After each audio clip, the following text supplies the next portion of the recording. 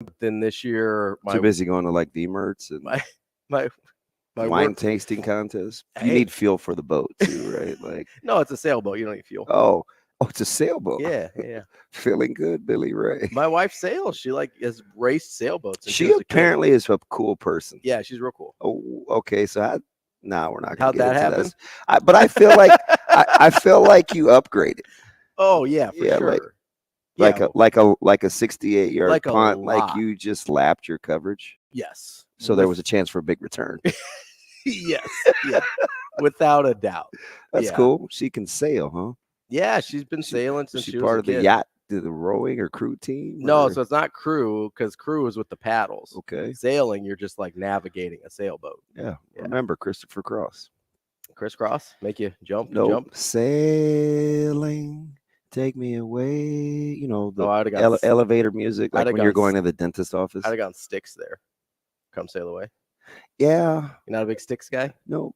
I like that Although song, the little kid in Big Daddy was a big Sticks guy. He was, yeah. That kid knew what's up. Oh, yeah.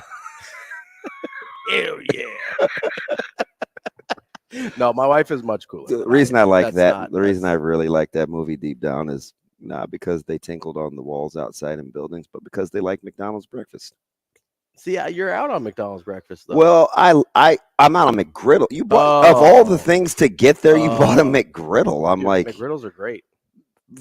No. Yeah. No. You just have this weird aversion to sweet meat, as you call it. Yeah. Well, syrup is a lot like onions.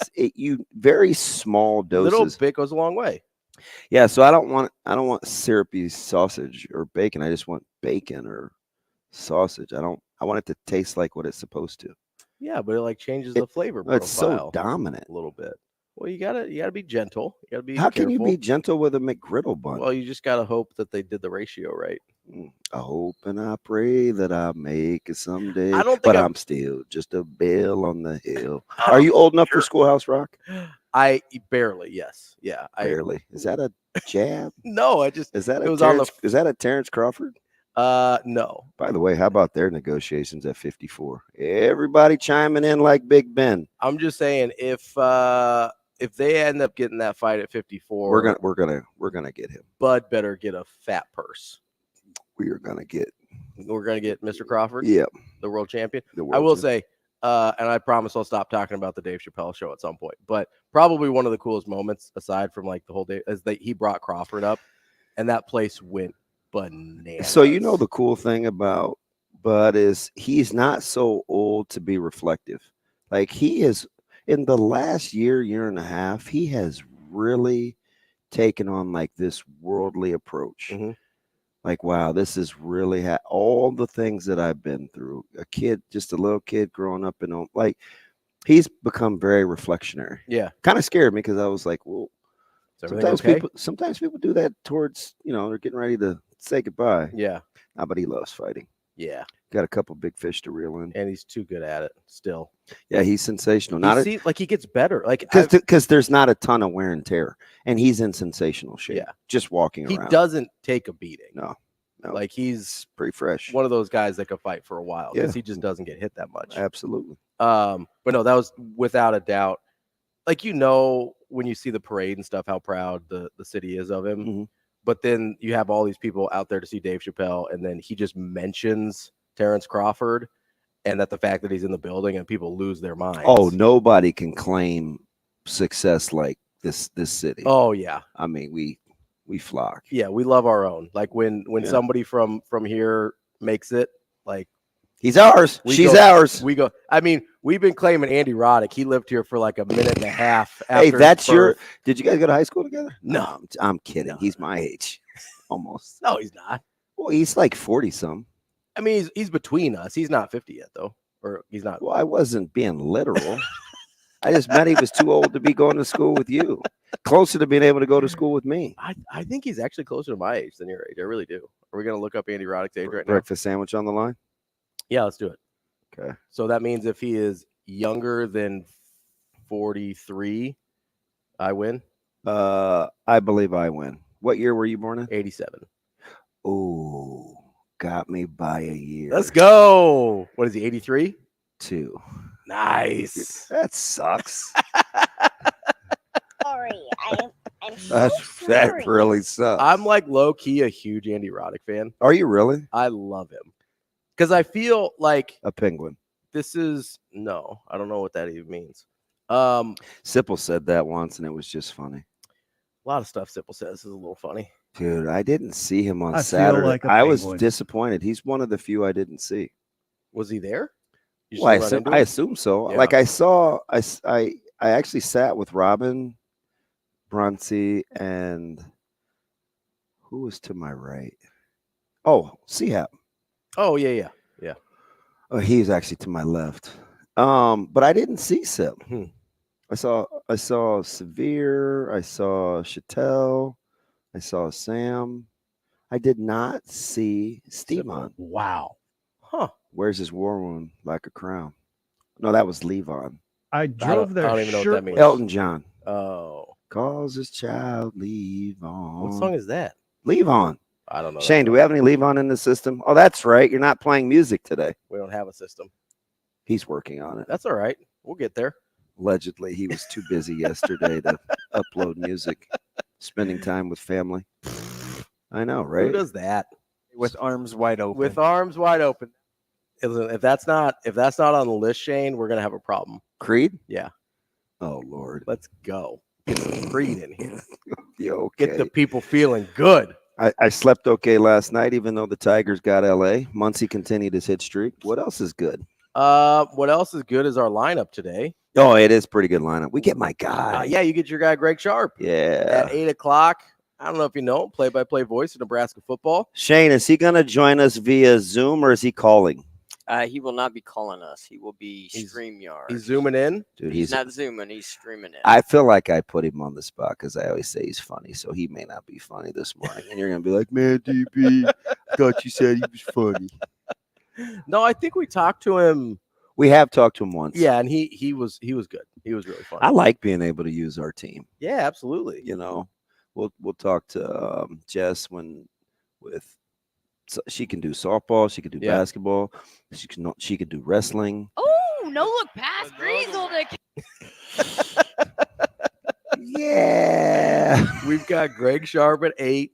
That's your boy. We've also got our guy Brian Edwards at 8:45. See if we can make you some money this weekend. He's heavy on my Niners this weekend. Is he? A little tease. Okay. He seems to have backed off Florida State, though, after their struggle with Boston College. So we'll see what he thinks there. I was thinking about that yesterday.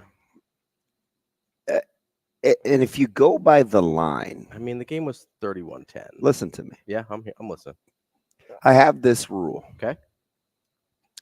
All things being equal, less than a key number at home. By key number, I mean 3 or 7. Yeah. I think the line is right with Clemson being a 2.5-point dog. I do. Why is that?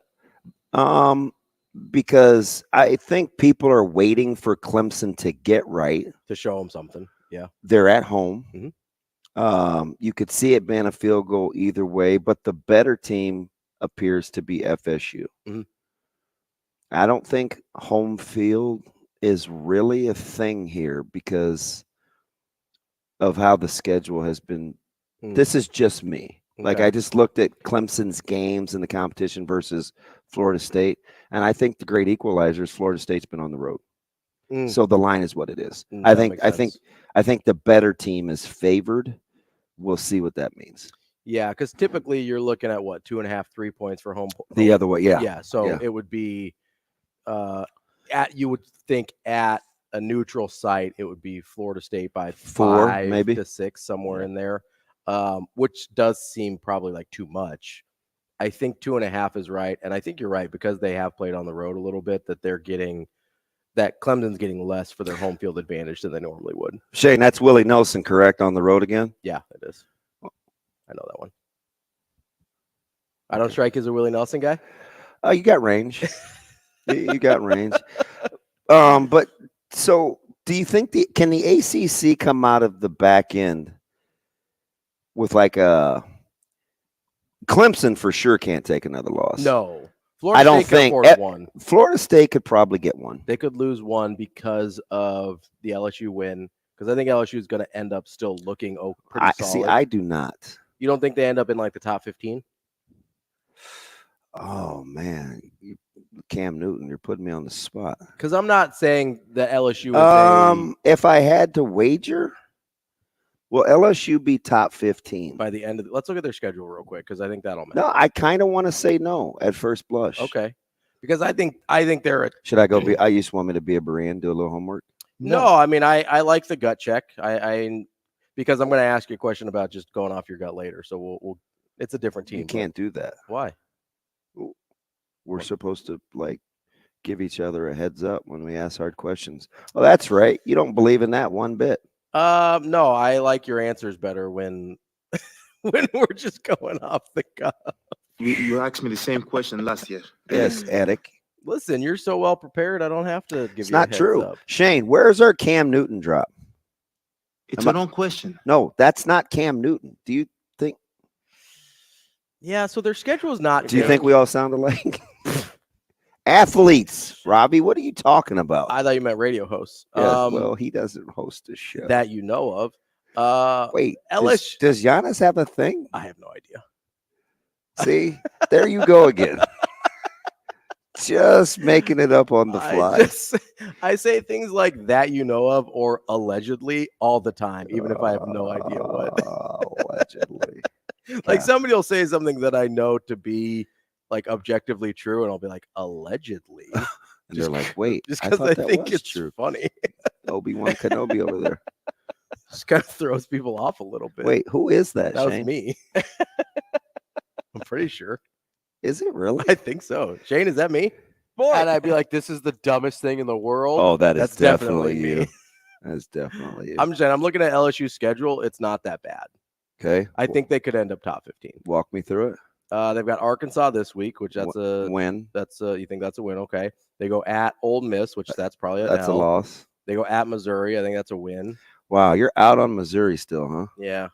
Yep. I mean, you're not drinking the Drinkowitz? No. Okay. I'll reserve judgment. Auburn at home. I think that's a coin flip. Ooh. Think that's a loss? No, I don't know. I mean, I think I want to like Auburn. I was happy to see Micah Riley Ducker score. How about that? Yeah. Listen, when the local Yokos do well, absolutely. All in. Plus, I like him. They've got Army at home. That's a win. How do you know? Going out on a lemur? Feel pretty good about it. A lemur? At Bama in beginning of November. I have no idea what that is. Well, who is Bama? That's what I mean. Well, we'll know more a little after these next couple weeks. Probably. They should beat Ole Miss. I don't think Ole Miss is very good. I don't either. I think they're not nearly as quality as they have been the last couple of years. But they are top 15. Yeah. So could LSU and Ole Miss swap? Maybe. I mean, I don't think that's out of the question. When's the last time you've been to a swap meet? When I was a little kid with my grandma, probably. I went to one in Liberty City at the bowl game. Yeah, I think it was almost didn't come out alive. Somewhere in like Yale, Iowa, somewhere like that. Oh, I wouldn't even tell anybody that. I dropped Liberty City and you dropped Yale, Iowa. It's the difference between We've the two. got more Benning and Lulla coming up next. We'll be right back in 5 minutes.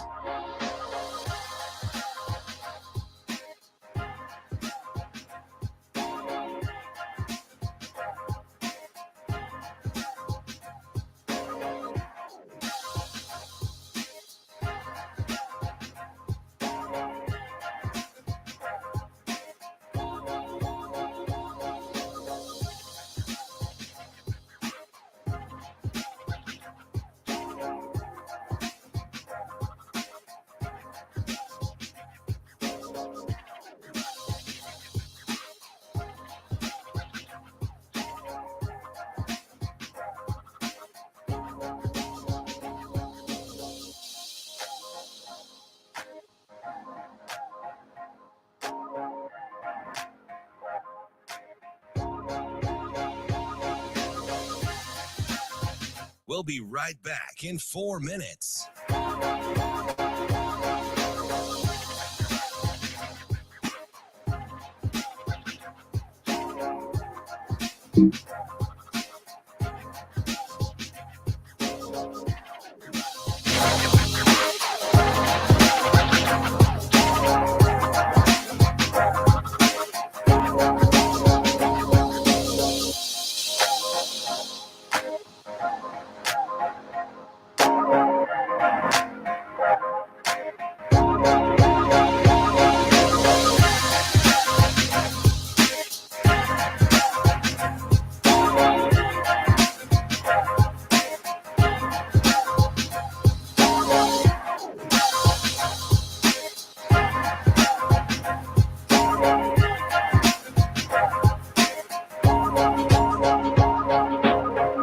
We'll be right back in 3 minutes.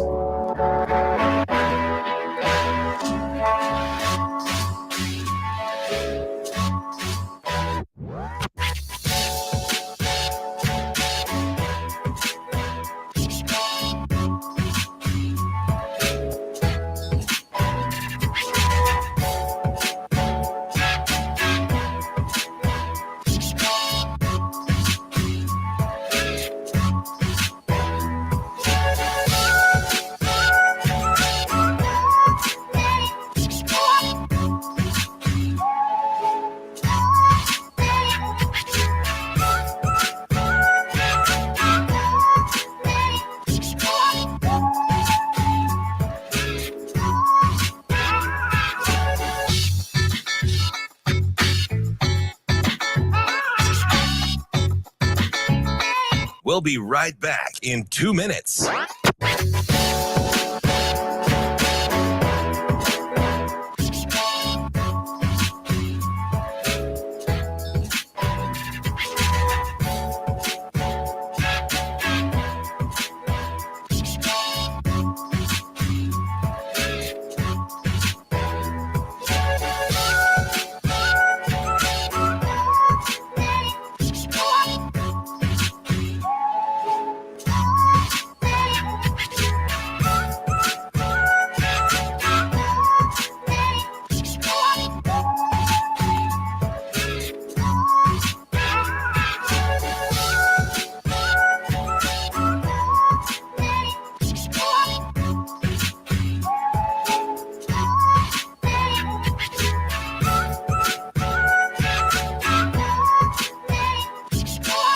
We'll be right back in 1 minute.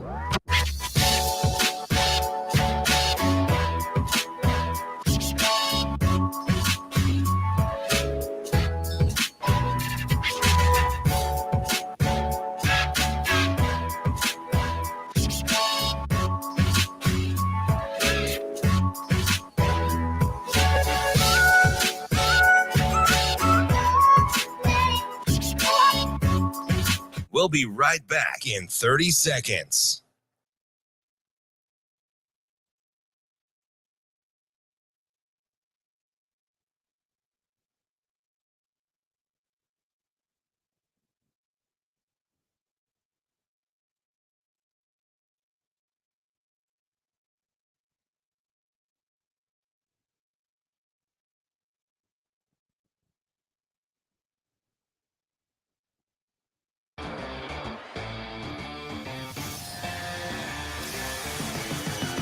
Hurrdat Sports presents the Damon Benning Show with Ravi Lulla.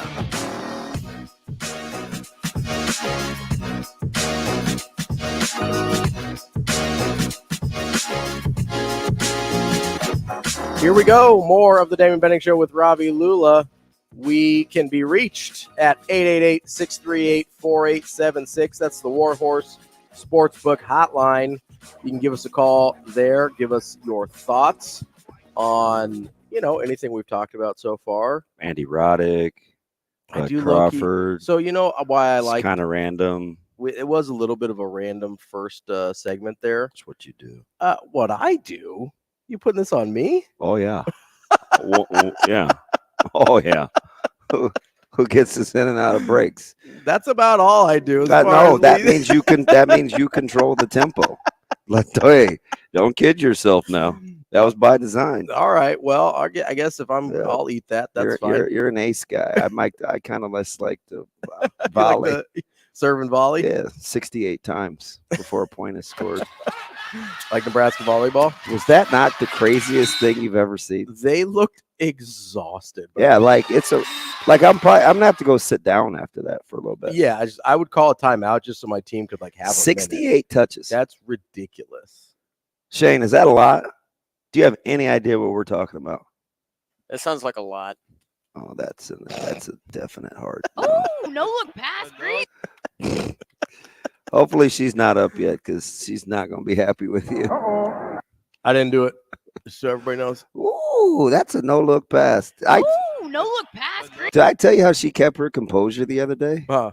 During the wild interview in the corner of the end zone? No. There's like 37 people walking by. Oh no, yeah, you did.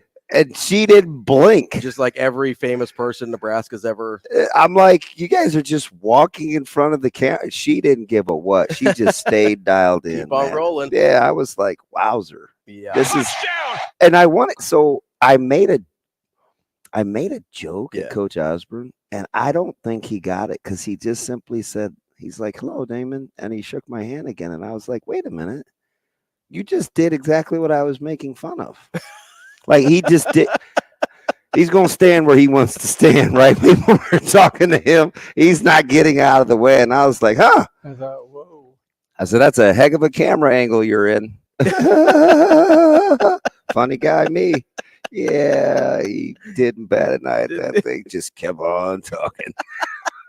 It was just one lick on an ankle. I know, man. I mean, listen, when the field's named after you, you can kind of do whatever you want. Do what you want to do. And plus, he's a Major League Baseball guy. Isn't that right, Shane? The Major League Baseball. Yeah, see. I was like, whoa. It's very difficult sometimes for me to watch Nebraska football. Wait, did you splice that together? I don't think he ever said that. When is it hard for Coach to watch football? This is a big deal. Stop it. Okay, you're doing too much over there, Liquid. I thought, whoa. What's that? What's happening over there? He's got This like is a big deal. he's got like That one was spliced. He's got like drops. You don't say. Yeah. He's I mean, got, that'd like, be great if he actually said that. He's This got is a big deal. he's got like drops Tourette's over there. And he's missing like 1,000 of them. Whatever- Just imagine. Whatever the producer version of Tourette's is, he's got it. I think that's what's happening. He just had a little fit right there. A little different. No big deal. That's totally on me. I'm really looking forward to this slate of college football games. Yeah, And I'm kind of bummed it's a 2:30 kick. I am too, because that's the best window. Of I the was games. hoping for 11. Yeah, But then that means that we have a 7 a.m. pregame show. So that's kind of a. I mean, you're used to being on the air at 7 a.m. Bro, anyway. do you know what time they went on? Do you know what time their wake up call was in Boulder? What? 3:15. Oh, It was a 10 a.m. kick there. ugh, So they're on at 6. that's brutal. Yeah. That's early. I'm not mad to miss that one. I would have been okay with like a 6:30 on this one, 6 or 6:30 on this one. Too. Nighttime? Yeah. Yeah, Okay. it's I know you just- get out of there late and you don't eat all day, but Yeah, so I could get over that. yeah, As long as I can get back on 80. Like yeah. being forced to take Highway 6 was no fun. No, it's not. It's not. a good Not that time. I'm not used to that either. And I never could figure that out when I was a kid. And I'm like, Dad, sometimes we could get on, sometimes we couldn't. Mhm. Do you realize we still have the same season tickets? Do you? Yes. That's funny. Yes. It's a long time. That is a long time. I'm almost 50, so we've had those a long time. Yeah, you're going back a hot minute there. Yeah. My mom is just glad she finally has physical tickets again. She likes the like paper tickets. 100%. Not about that Still gets virtual the life. paper. No, she's old school. Yeah. Although she does carry around a tablet now. Does she? Yeah. What's she doing? Is she like reading? What's she doing? Email sometimes. All I don't really know what else. Shopping, I'm sure. Okay. Yeah. No, I really don't. Yeah. But she does usually carry it quite a bit. So my mom has a tablet at home that she usually doesn't carry it with her, but she'll play she does a ton of Sudokus. Yeah, I don't know how to play that game. Really? It's not that hard once you kind of figure it out. But yeah, my mom's has so she'll come. It took me about 3 years to figure out how to say the word. So she'll come and hang out with me while I'm watching games or whatever, and when I'm coming here to do the post game show, and she'll just have like a bag full of little puzzle She's that books. cool? Yeah. Really? Yeah. Yeah, I don't think my mom would do that. She doesn't want to hang out. I think she'd like to hang out, but I don't know if she'd go. She probably wouldn't go watch a game with me. She barely likes shopping with me. Oh, that's fair. Oh, It sounds like a huge waste of time. Well, you've said before that watching a game with you is not like the most enjoyable activity. yeah. For her, it would probably be the time spent, but she wouldn't watch it out though. I think my mom pays attention to the game, like obviously not to the same degree that I am, but mostly she just wants to hang out Is with me. she a fan? Kind of. She likes. I think she just likes that I like sports. I don't know that she has any affinity of her own. Oh, gotcha. It's just kind of like, oh, I like what my son likes type thing. So God, I wish my mom was like that. She'd be like, keep that to keep. No, I'm just kidding. Mom out here saying too much. I care about you. Here's some pine cones on a stick. Here's some pine cones on a stick. She probably would do that for me. So the slate though. No, the slate's really good. Is super meaty, and it's especially in the middle of the day. 2:30 window. I mean, there's some litmus games for me. Yeah, so you're really big on the Oregon State Washington State game, right? Because only because that's a 6. That's a 6. That's I was gonna say that's at night, but only because I want to be right. Sure, yeah. About weird after yesterday's pod. Because I want to be right about Oregon State. Yeah. Well, you've got Colorado, Oregon. Yeah, I'm not as interested in that.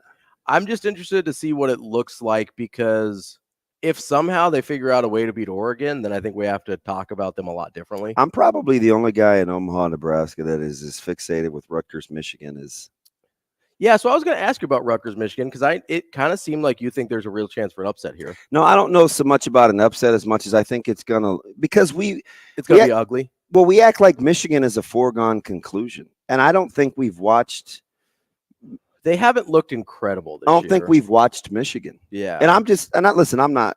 This isn't old DB here for an upset, but Michigan plays in a way offensively that you can stay close. That's how they play. Yeah, that is 100% how they play, and Nebraska's good where Michigan likes to try to be good. Okay. So, I mean, obviously we have to get there, right? Right. But I don't know. I like watching opponents, seeing how I potentially could match up.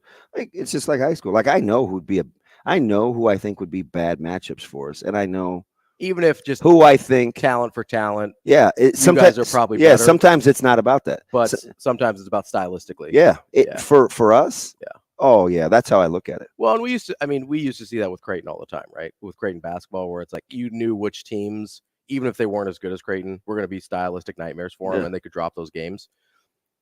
Kind of the same deal here. 100%. That's interesting. Yeah, because again, you just look at how some teams play. Yeah. I'm like, yeah, that's a bad matchup for us. Yeah. Or I'm like, oh, people think they're good here, but you'll be okay. Yeah, you won't hear from those guys during the course of a game. Yeah. Like you know what I mean? Right. So I'm very, very curious about that. So you kind of look at Rutgers as almost like Rutgers is 3-0, so good on them. But they kind of have a similar style to what Nebraska is going to try and do. So defensively, yes, they tackle really well. Yeah, they're good at the point of attack. They're not as dynamic on the back end. But I do think, like, okay, I could get a little bit of a precursor, because there's some similarities between Schiano and Coach Rhule philosophically. Sure. Yeah. So I like that one interests me. Okay. Obviously, Iowa, Penn State interests me. I think Penn State's offense not as dynamic as people think right now. Yeah, especially outside the numbers. They need some consistency at the wideout spot. Yeah, and I'm not totally sold on Drew Aller yet either. And will Iowa get the ground game? I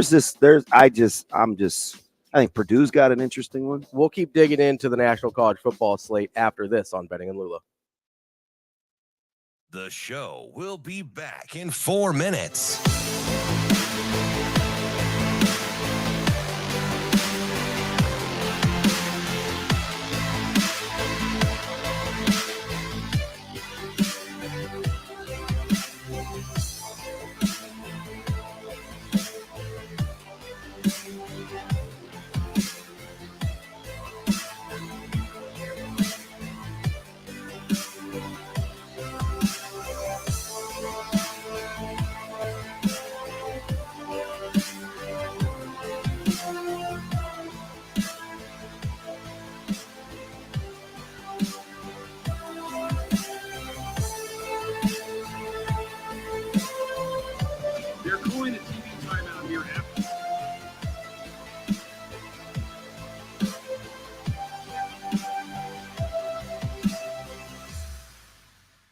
The show will be back in 3 minutes.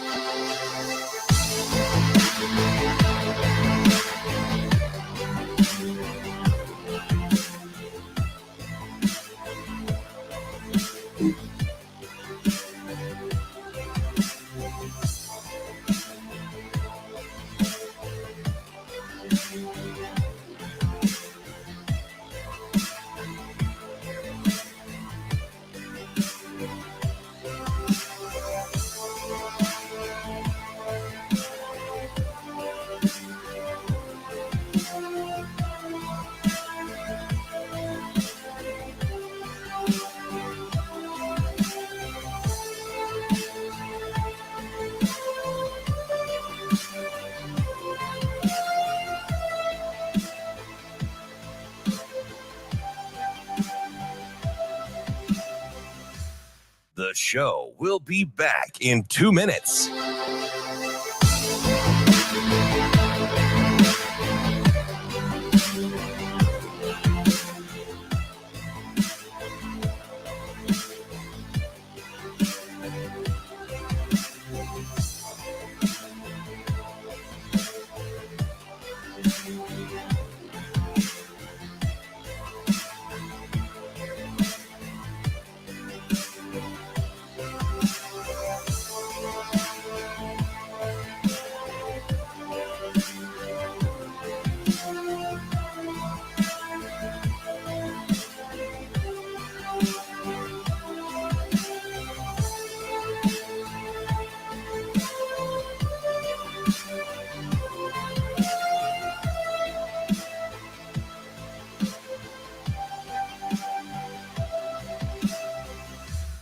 The show will be back in 1 minute.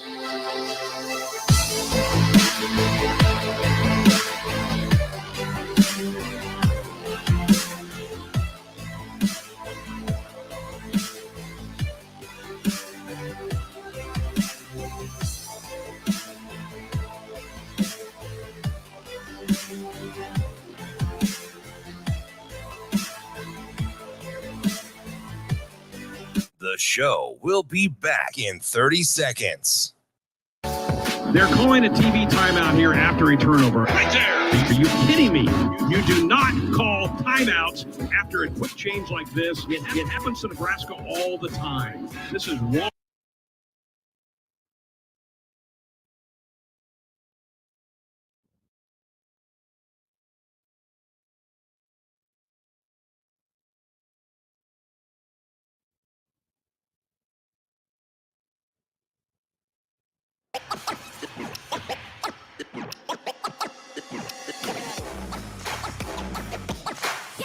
Hurrdat Sports presents The Damon Benning Show with Ravi Lulla.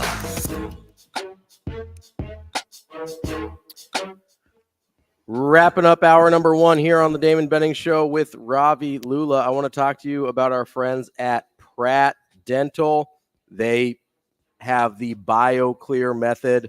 Dr. Pratt is the only dentist in Nebraska that provides this service, and they are located in North Platte. The BioClear method and modern smile design can correct many aesthetic dilemmas in a permanent and less invasive manner than traditional treatments. Give Pratt Dental a call at 308-221-2800. That is Pratt Dental. I wanted to jump back into the college football, national college football slate that we were talking about before the break here. I got a memo from one of my Michigan guys. You got a memo? Yeah. Uh-oh. And listen, he's as diehard, like knows all the little Michigan intricacies. He makes Michigan Lance look like. I was saying, is it Lance? No. He's like more hardcore than Lance? Oh, 1,000%. He's like, the Rutgers game scares me. Shiano always gives us fits. You hit the nail on the head with this one. Like, it's just something about the way Rutgers plays. And again, I'm not calling for an upset as much as I want to see how. But you think the minus 24 might be aggressive? Well, hey. It doesn't even seem right. You know, I suppose somebody's going to score 24, but yeah, well, I don't know. So it's Michigan is. I kind of like Wimsatt.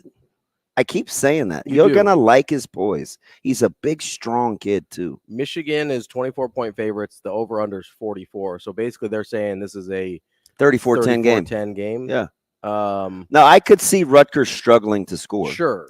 Right. But you're not sure if Michigan's getting a 34. Yeah. Just the way that they play. That's fair. If they're not quite as dynamic on the back end, J.J. McCarthy might be able to beat him over the top. He can definitely play catch, but I think you'll like Rutgers' defensive scheme. Yeah. I watched him, and now this is weird because it was Northwestern, and I think I was messing with you. I was like, did you gut sitting through Northwestern and Rutgers? But I did, even though the game was horrible. It was right. It was midday. It was the holiday weekend. Yeah, it was a tough. Like, what else am I doing? Right. Not talking to my family, obviously, but it's like, I mean, almost anything else would have been preferable. Yeah, it was really bad. Listen, it was really bad. That was one. Like, I'll watch as many games as I can, but when I see a matchup like that, I was like, "Yep, that one's on the chopping block." No, I'm weird. I'm weird. I watch a lot of. Heck, I'm going to try to record North and Central tonight in high school. Like I'll definitely watch that. I just like watching football. I'll have the dual TV set up with the Niners Giants game on one and the Central North game on the other, because I haven't seen North or Central yet, so I am interested in seeing that, and I probably will record it. I think I actually already have it scheduled to record, so that if I'm paying too much attention to the 49ers, I can go back. That's going to be Mike and I have been going back and forth all week about this. About who you think's going to win? Yeah, and it's funny. The younger guy that doesn't play high school sports is more interested than the older one that does, because he just refuses to talk about other teams. Yeah. Right? Like, he totally got that from me. He's just laser focused. Yeah, he does. Yeah, so Mike, and he knows a lot of those guys, right? Yeah. He's a big Instagram guy, so he's did you see such and such said? And sure, I'm like, listen, little man. yeah. So I want to watch it, because there's a lot of athleticism. Oh, for sure. Outside the Glassman and Jones and how do you how do you feel about Circo?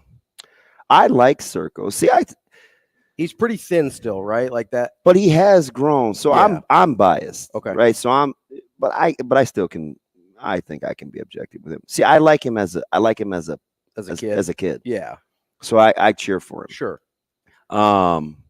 He's real supportive. Like, he's one of those guys, like, I'll see at other Metro games and stuff when he doesn't have a game. Yeah. Like, I like him. So he'll probably be out somewhere tomorrow night. After. 100%. Right. So, and he's grown. Yeah. Throws a good ball. So it's funny you asked me about him. There are two schools that we're at.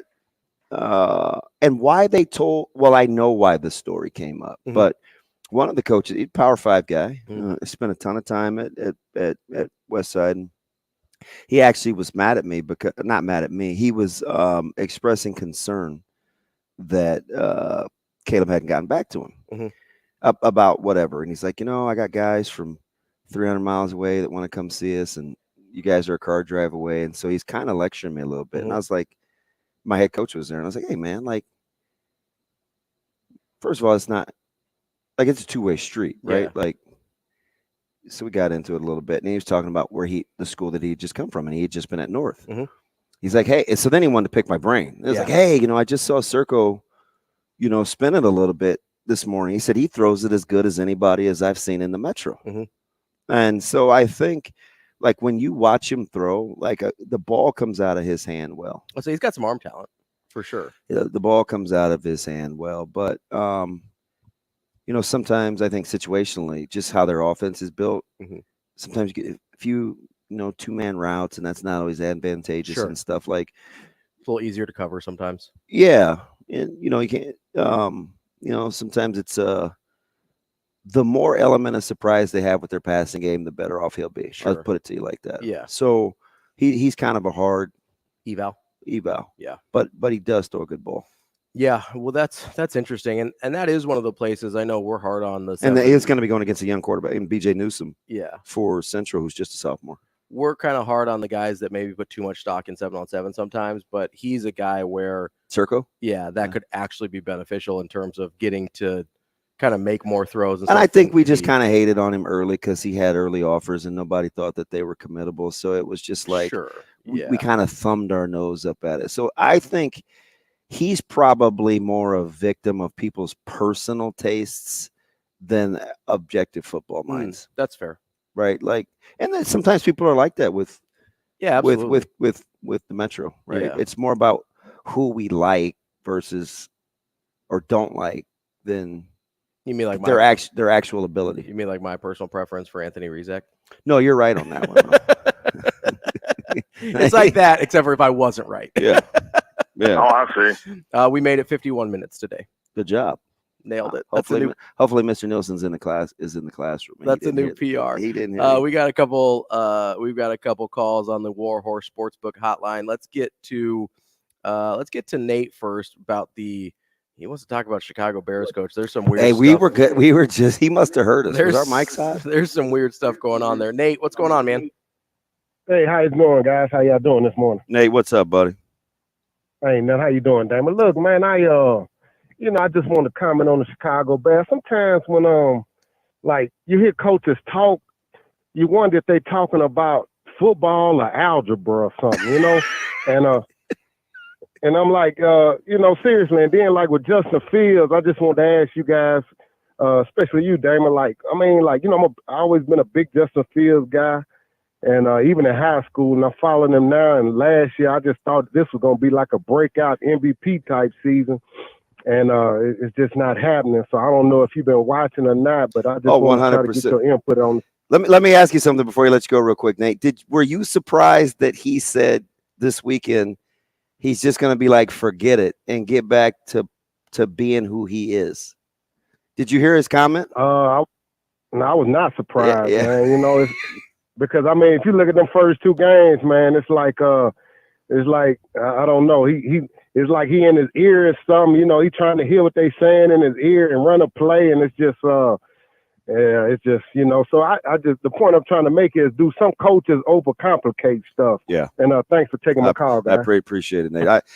So is Getsy is that a guy that is Fields a guy you just have to let play? Yeah. We've talked about him a ton.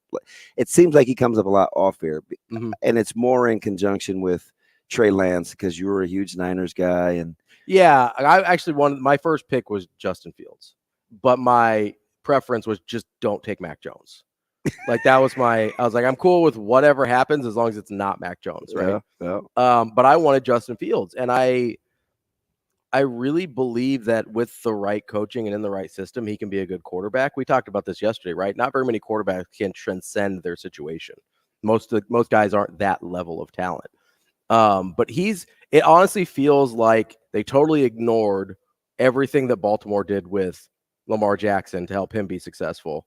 And are like, hey, you know what worked really well? But you don't like the Bears' offensive talent, or no? I don't like what they're asking Justin Fields to do this year, right? Because I think they got to that point where they're so afraid of him getting injured that they are really trying to hammer it into his head to go through his and Getsy's experience as he's coming over from Green Bay as their passing game coordinator most recently, even though he's been in the league 15 years or whatever.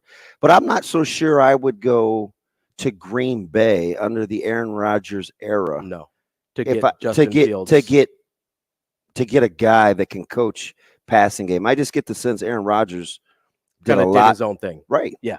I always got it seemed like he was either ad-libbing or improving or kind of calling his own stuff as much as he wanted to. And this weekend, Fields, he used the expletive. He was like, I'm just gonna say F it, blanket and do me. And I'm like, well, what does that even mean? It felt like they were trying to get him to go through his progressions more instead of like, hey, I see a lane I'm going, right? Like, yeah, you call a pass play, you expect a pass to be completed or at least attempted.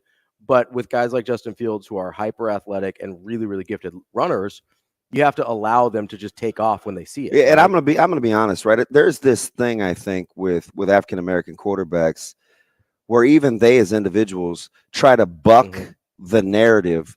The stereotype of he's a running. He's just a running quarterback. Yeah. So there's kind of sometimes. But the fact of the matter is, he's an incredible runner. There's this subconscious that they're going to throw it first. Yeah. Right. I'm going to do everything I can to show you that I'm a smart, good quarterback because somehow we think being smart means I don't just run around. Yeah. Right. So I think he's going to have to negotiate that in his head. But he's a dynamic enough athlete.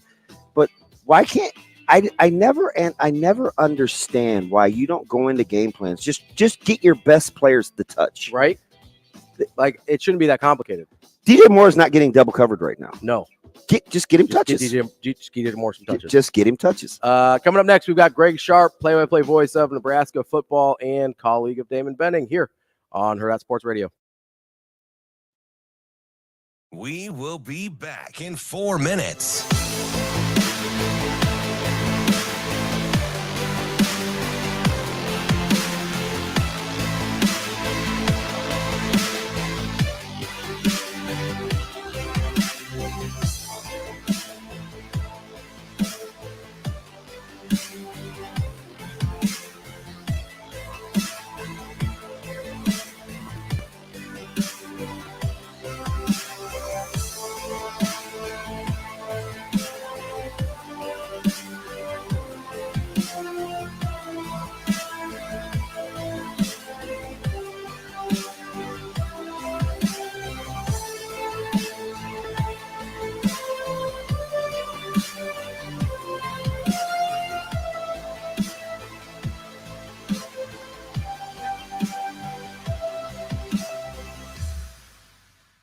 We will be back in 3 minutes.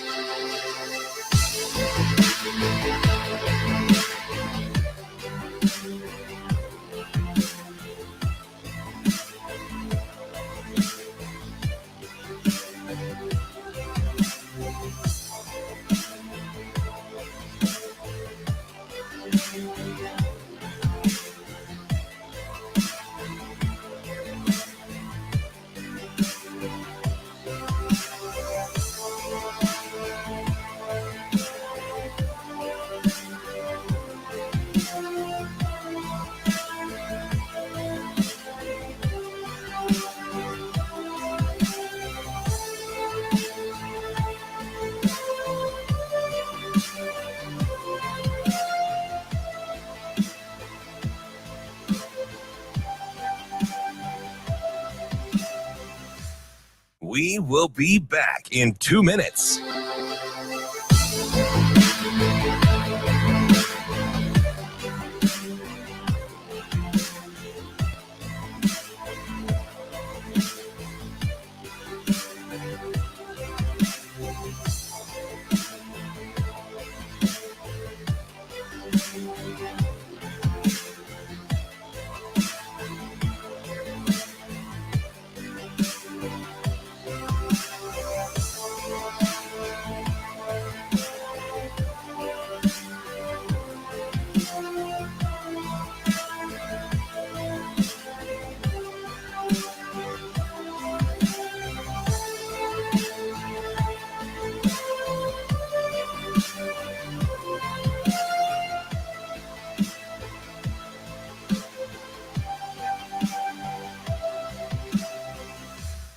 We will be back in 1 minute.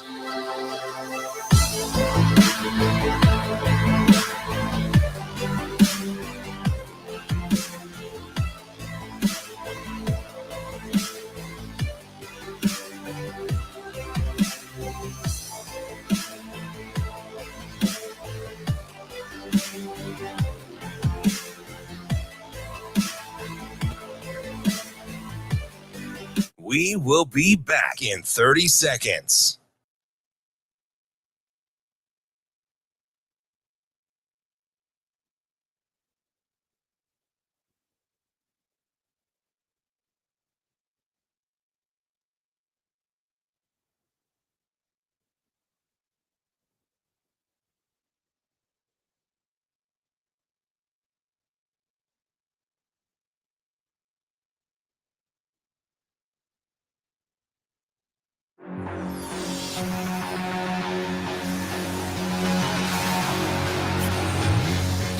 Hurrdat Sports presents the Damon Benning Show with Ravi Lulla.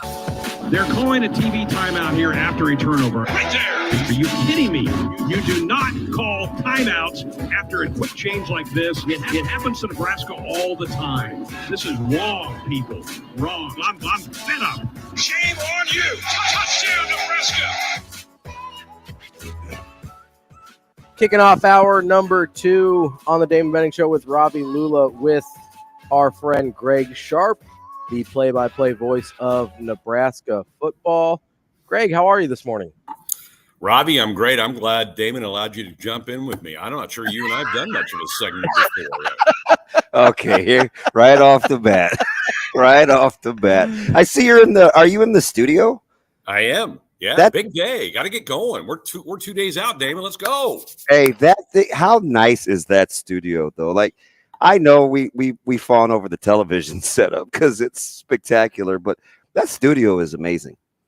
It's really cool, that we moved in here 2 years ago when everything in the network went in-house, and so they put a lot of money into this thing. It's so convenient for all the coaches on staff and the players to come by and knock out interviews. It's been really cool to be set up in here.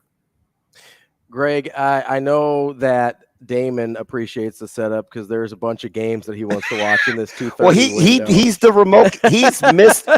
Greg is the human remote control. How do you keep this guy on track when he kind of gets a little squirrely sometimes? It's really hard. And during Sports Nightly, Sports Nightly every night, you've got stuff going on, and I get distracted all the time. I'm like, Jessica, well, I don't know what you just said because I'm watching this play right now. But it is pretty cool in here. We do have like 5 big TVs, and, Damon and Ben get going on their pregame show. And, I don't know how they keep it together. It's really easy at 7 a.m. because there's nothing happening. But like last week, all those 11 o'clock games were coming to an end when they went on the air. I'm sure it was really hard. And the cool thing is the minute you come in, you'll get the TV situation right. We're kind of scrambling, but Craig comes in. He's like, we're going here. But in all seriousness, you talked about Husker Sports Nightly. You get a chance to like really talk to the assistants in depth. And we hear from Coach Rhule all the time. But the cool thing is you get the assistants, and you've done this a long time. How do you know, it's interesting. I love to listen to your line of questions because you kind of go as much as they let you in, and you kind of know where to take it based on what their answers are. Who have kind of been some of the interesting guys that are different than they come across on the surface? I really enjoy Evan Cooper an awful lot. I think he's really fun to talk to, and he's a straight shooter. He'll tell you kind of what he thinks about things. Garrett McGuire always calls me yes sir, no sir. I'm like, Garrett, come on, let's just let's drop the Southern Gentleman Act here and let's just be real. But hey, I appreciate that. But I'm like, okay, that makes me uncomfortable actually a little bit there. But this is a great group. Ed Foley's a fun guy to sit and talk to. He's got stories from everything. He's a big sports fan, and I like guys like that can delve off and talk baseball or can talk about something else. And so he's a fun guy to chat with. They all have unique characteristics. I'll tell you who's a real character is Terrence Knighton. He's a great real character. He is fantastic. He goes against everything that you're supposed to get in a D-line coach too. He's creative. Yep. My favorite thing is he understands everything else that's going on around him in a defense, like run fits, the secondary play, the linebackers. Like, he's not just a tunnel vision guy. He knows where everybody goes. And the players really like him a lot. And, I spent some time with Nash the other day, and he was raving about him. And Nash and some of those guys really like Mike Dawson, last year's defensive line coach. But they've really meshed well with Terrence. My goodness, is he getting those guys to play well? Those young pups can play, whether it's Lenhart or Van Poppel or, Prince Will. All those guys are going to be good, solid players. And you and I, Damon, we've marveled at kind of the twitchiness that Nash has now that he didn't really have a year ago. They've gotten his hips working better, and it's just been fun to see his progression. Greg, sticking on the D-line there for a minute, are you surprised at all that they've been able to foster such depth, especially with young guys in a place that's probably second most physical after the offensive line, and it's kind of hard to play freshmen there? Has that caught you off guard at all, or is that just kind of a testament to Coach Knighton? Yeah, I'd be lying if I said I wasn't surprised. It's hard. It's a big boy league. To come in at a high school and be a big fella and do that, that's not easy to do. And I think that it's a pretty impressive group. And Lenhart, I think we knew was a special talent when he got here. Didn't know much about Van Poppel or Princewell, but those guys have done well. And they've adjusted Jamari, too. Jamari was playing at that jack spot in August, gets hurt, and now they've kind of settled him more down on the line with a hand in the dirt, or a hand on the turf, I guess is what it'd be here in Lincoln. But, I'm surprised, Robbie. You can't count on freshmen at that position group to come in and do much. And, Damon played with some tremendous defensive linemen too. And maybe a Grant Wistrom could have come in and done some of that. But to get 2 or 3 of these guys to hit, that's a high rate. You and Jess had Coach Cooper and talking strength and conditioning a while back. And he captivates me just kind of being around him, right? I feel like I could be in better shape just listening to his words. That strength and conditioning staff, what they've been able to do with some of these body types, what do you think made this year different? You know how it goes. It's like you'll be in camp and you'll see pictures and you try not to overdo it because it's like, okay, yeah, they look good. That doesn't mean they'll play good, play well. What do you think's been the difference? And not only have we seen the body transformations, guys like Blaise Gunnerson, but it's actually worked on the field as well. I may take it out of the weight room, and Damon, and put it on the grass, as these coaches like to say. I think that they're hitting a lot more. I think they hit a lot more in spring. I think they tackle a lot more than what we've seen in the past. And, I think Coach Osborne and Charlie McBride used to say this all the time. You got to callous your body a little bit. And I think that's what this staff has done. And so these guys are attack mode. And I think they're used to playing more aggressive all the time and not just a couple of days a week or a couple of days a month doing that. So I think that's really helped their attack mode. That, and my goodness, never seen anybody play this many people. It's unbelievable. Well, I think you said after the first drive in Minneapolis, they played 18 guys on one drive on the defensive side of the ball. So they're just fresh, and they're staying fresh week after week because they're not putting up 60 snaps a game like you guys have done in the past. And I think they just want Benny Mack to show off because as a spotter, he's got to work his tail off. It's unbelievable. With all the numbers, right? Your chart gets a workout. It looks like a checkerboard. It's crazy. I've not seen this. I love it, though, right? I love it. And I think it's really going to pay off for this group when they hit November, when most people are just dead tired and you're just trying to fight your way through. Huskers are going to have a lot more tread left on the tires for those last games of the season. Greg, we're talking about kind of coaching yourself into options on the defensive side of the ball. It's on the offensive side of the ball. Sometimes it can be a little trickier, especially at the quarterback position. But it appears now that Nebraska has at least two guys at that quarterback spot that they have some level of comfort with. I guess how impressed were you with Heinrich Haarberg in his first career start? It's not like he threw for 300 yards or anything like that, but he was very solid, I thought. I guess how did that performance strike you for a guy getting really his first significant playing time of any kind? I thought he was great. I mean, we've seen so many guys go out there and fail at that thing. And the pressure on him being a Nebraska kid, and when we saw him in the spring game, he was not very good. I think he went 1 of 14 or something like that in the spring game. So he wasn't very good. But he was crisp. He was confident. He had an air about him that was really impressive. So, yeah, I was absolutely did not know what we would see Saturday night against the Huskies. So he really did a nice job. What I think he's done now, he's probably shortened the leash on Jeff. I mean, if Jeff comes out and is struggling early in the game and turning the ball over, I think the coaches have a lot more confidence to go, all right, let's go to 10. Let's put him in there and see what he can do. Now, I think he's earned a lot of trust from the staff and the players, too. I think the players now go, oh yeah, Heinrich can lead us down the field and get some points on the board. So very impressed, and I think he really helped himself for the long run.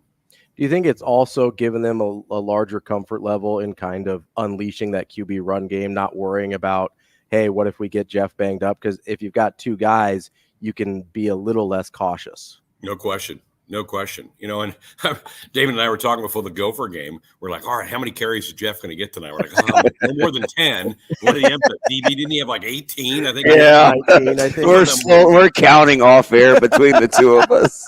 We're like, well, all right, so the end of the first quarter, we're there at our number already. What are we going to do here? But so, yeah, absolutely. I think now they go, we can run our full complement because we think Double H can come in and keep this thing rolling if Jeff were to get nicked up again. No, you may have an advantage because you're right there. You're going down the minute the broadcast's over to be there with the presser and to do that part of the show. At what point did you think we were in trouble with Gabe Ervin? Because that seemed to kind of catch us off guard. I saw Coach Barthel in the Players Lounge, and this was 10 o'clock. So it was, they had some time. Did you get a good sense then that something was going on with Gabe? Because it seemed to catch some people off guard. We got caught off guard a couple times Saturday night. We did not pick up on that Ramir had left the game early. And he was in street clothes and the heck, because I didn't see that injury occur. Gabe, on the last scoring drive for Nebraska, he had a carry or two on that last drive. Here's the story, Damon. So I go down into the press room, which they've now moved over to the Hawks Championship Center. That's where it is. So it's a little bit of a hike from the press box over to there. So I'm over there, listening on Coach Rhule, do the one-on-one with him. And so I'm walking back over the bridge, which is the connecting bridge between the Hawks and the old locker room area. And I bump into Gabe, and he's like, where's the media? And he's still in pads. He's still all dressed up. And I go, you got to go across, go to the Hawks. He goes, okay. So he goes by me. So I had no clue that he was hurt. He might have had a little bit of hitch in the giddy up, but I didn't notice anything. So I talked to him after the game was over. So I was shocked when I heard Monday that he was done for the year. I kind of missed a couple of the injuries. Like you said, I didn't realize that Cam Lenhart hadn't been in there for a while. Well, we'd have been screwed without Jess. We kind of missed Reimer. We missed Ramir because they play, Greg, it's like they play so many guys. Yeah. We never know if it's intentional or it's necessary just because of the situation. I looked at DB at halftime. I go, wait a minute, Ramir hasn't had a carry yet tonight. Yeah, What's going on? did, and then we're like, Jess, check on Ramir. And then she's like, he's in street clothes. And we're like, what the heck? Did he just take the night off? And they go, oh, we're good, Ramir. We got this. Go out and get your runs in. Come on back and enjoy the second half. It was kind of bizarre because all of a sudden I just started seeing these tweets that like Ramir's in street clothes. And I was like, when did he start in street clothes? Like I thought I could have swore I saw him. Like what happened? Like when she said that, obviously you have to keep your composure because we're in the middle of a broadcast. But I was a little taken aback. I was like, at what point did that happen? All I knew, Greg, is that you said, well, he started the game. We haven't seen him in a while. And I still didn't put 2 and 2 together. No. But, hey, it got 23 some carries, right? And we're both fans, I think, DB, of him. He just looks a little different than the other guys we put out there. He just makes guys miss. He can give you that little shake and move down the field. It's now, as Coach Rhule said, it's his show. I'm fully confident in that. And I'm kind of excited about seeing the young freshman Ives see what he can do if he gets a couple carries on Saturday. I'm curious because we don't get a chance to talk kind of nuts and bolts while the game's going on. Are you surprised that it hasn't been more noticeable with young guys playing at the wideout spot as Fedoni, and you're trying to get some more guys involved? Or are you still kind of thinking, man, it would be nice because we see a lot from that overhead view. Like there's some guys open, so maybe it isn't as big a deal to us. I don't know. Like, how do you feel about kind of some younger guys getting some opportunities, or do you just kind of see it building on what they're doing now? No, I have been surprised, and I was asking one of the coaches the other day with Malachi and Jalen. I go, did they not quite know the playbook yet? No, they're not doing some other things. That might mean they're not blocking right, or they're not doing some of that stuff that's keeping them off the field.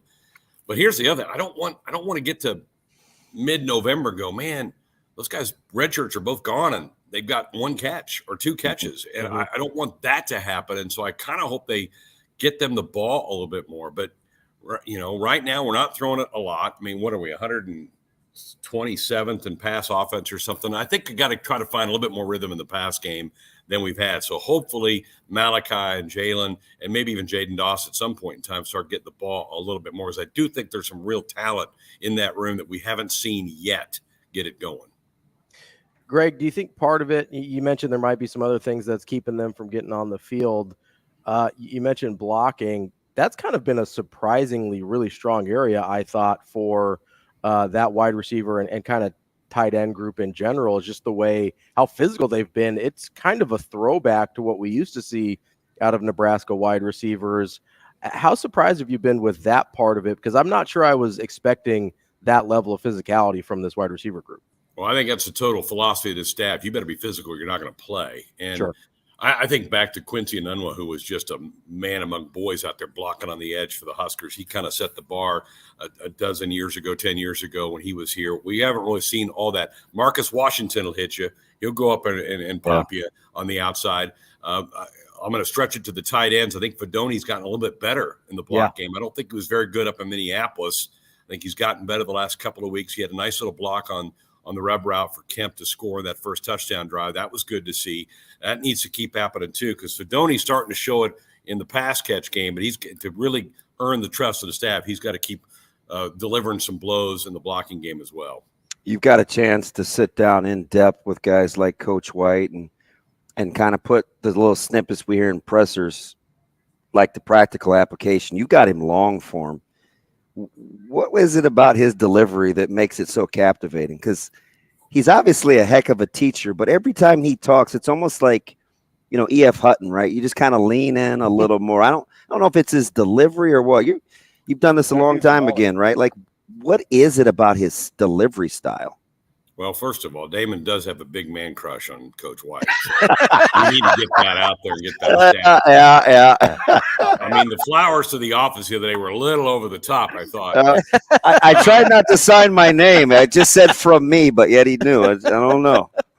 Damon, I think maybe you disagree. I think he's a head coach in waiting. I think somebody's going to snap him up. He's got the full package. He handles himself with grace when he's out in the public.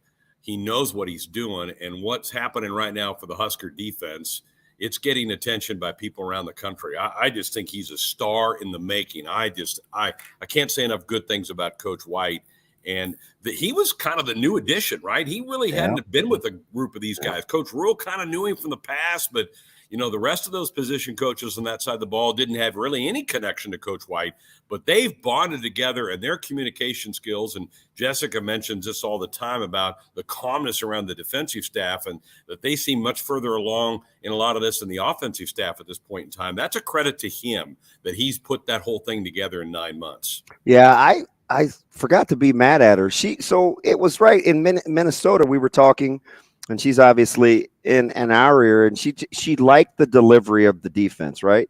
So now that's all I pay attention to. Who's in the booth? Who's not in the booth? You heard me ask her the other night? I said, "Hey, what are they say? Who's in the huddle over there?" Right? Like, she's very in tune with the communication style. It's almost unfair, though, sometimes to compare the two, just because of the personalities when you talk about defensive communication versus offensive communication, but it is vastly different. She said the other day her favorite huddle to listen in on is Knighton's. She goes, it's great what the messaging going back and forth with those guys.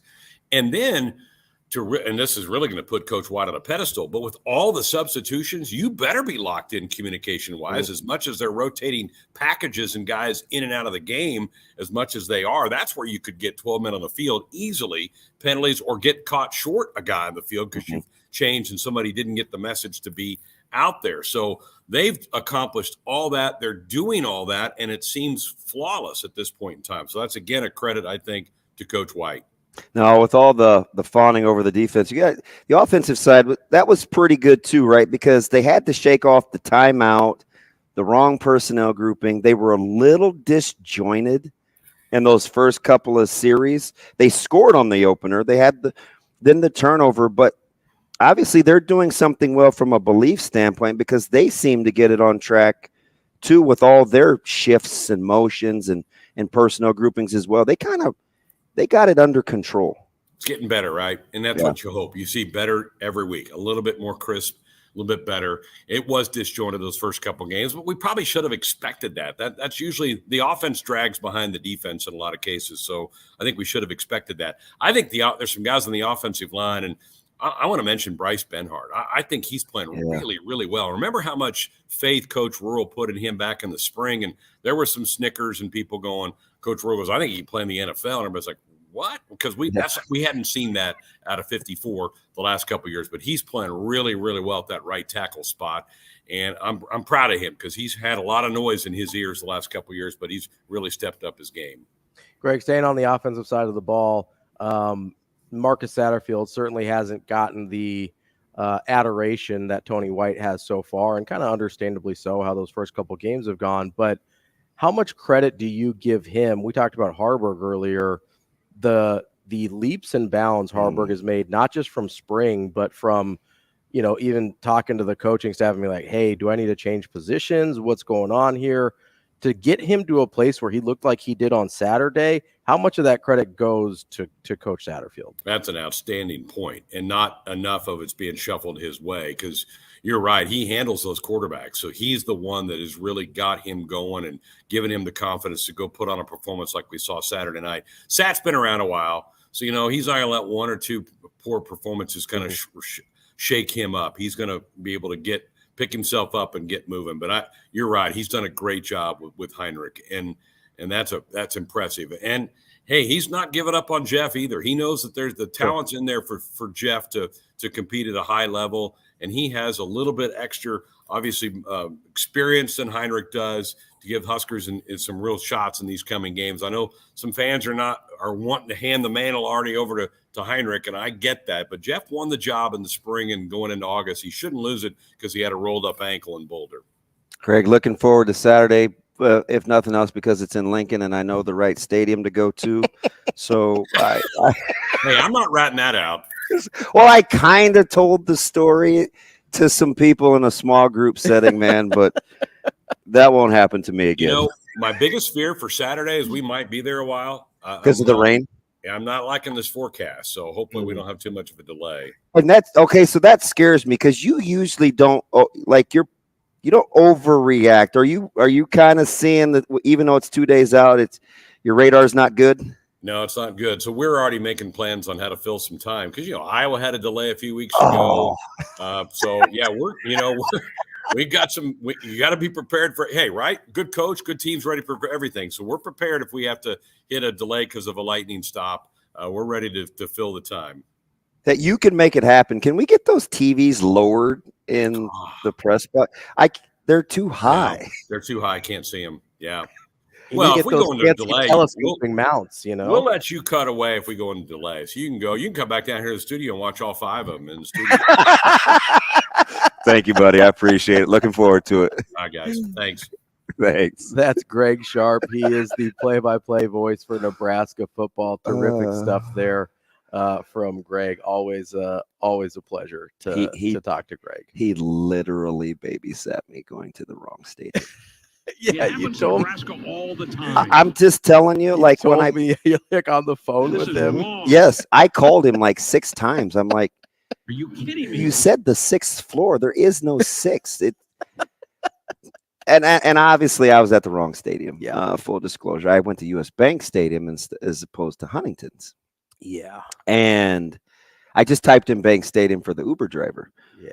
But in my defense, okay, well, I'm fed up. Let's hear it. The floors at U.S. Bank Stadium went -2, -1, 0, 1, 2, 3, 4. Mm-hmm. So when he kept saying, come to the 6th floor, you're like, okay, maybe he means the 4th. Maybe he's just like integers, like whole numbers. Sure. So after again, it wasn't good. I did make it to the pregame show by a whopping 3 minutes. Hey, that's all that matters, right? Yeah, it's embarrassing. Coming up next, I want to dig in a little more to the quarterback stuff with DB here, because I think there's some interesting questions about what's reasonable and what's practical in trying to prepare 2 quarterbacks for one game. We will get to that and more coming up next on the Damon Benning Show with Ravi Lulla.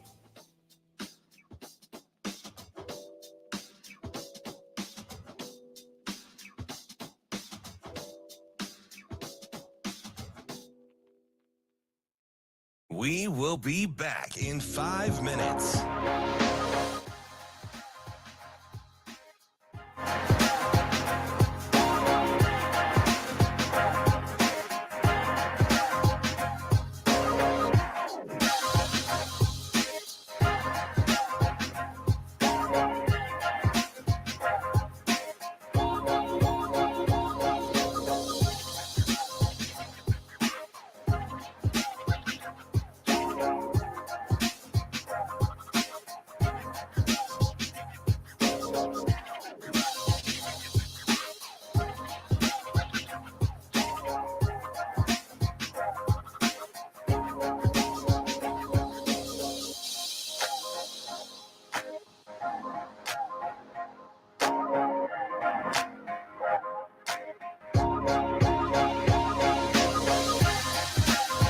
We will be back in 4 minutes.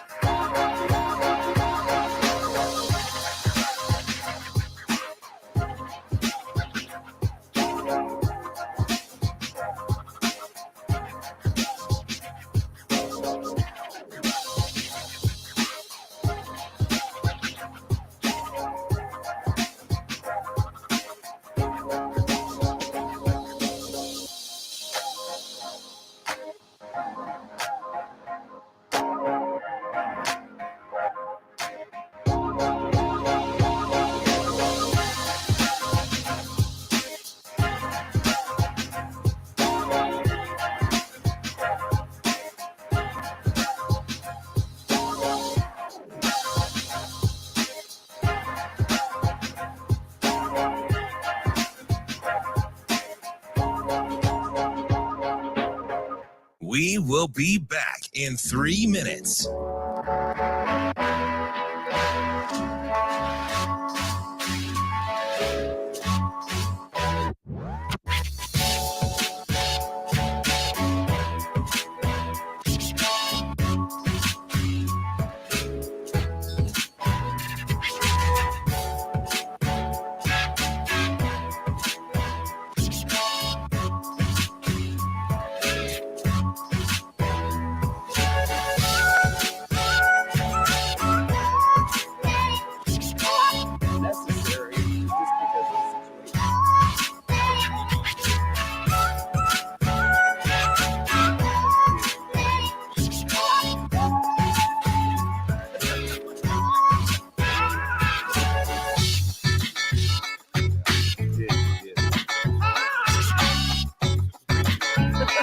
We will be back in 2 minutes.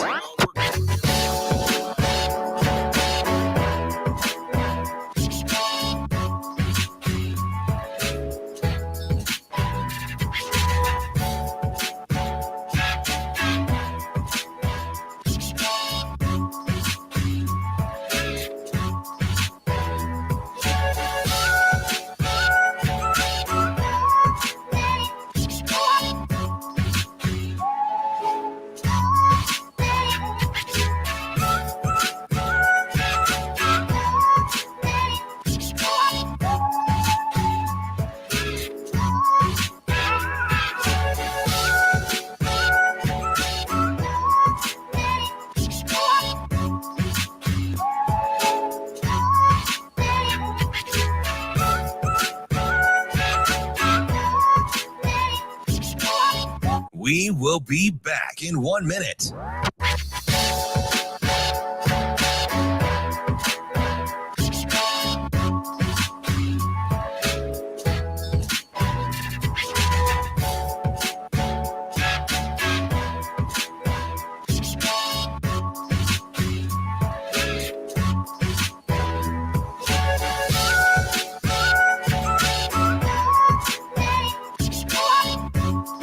We will be back in 30 seconds.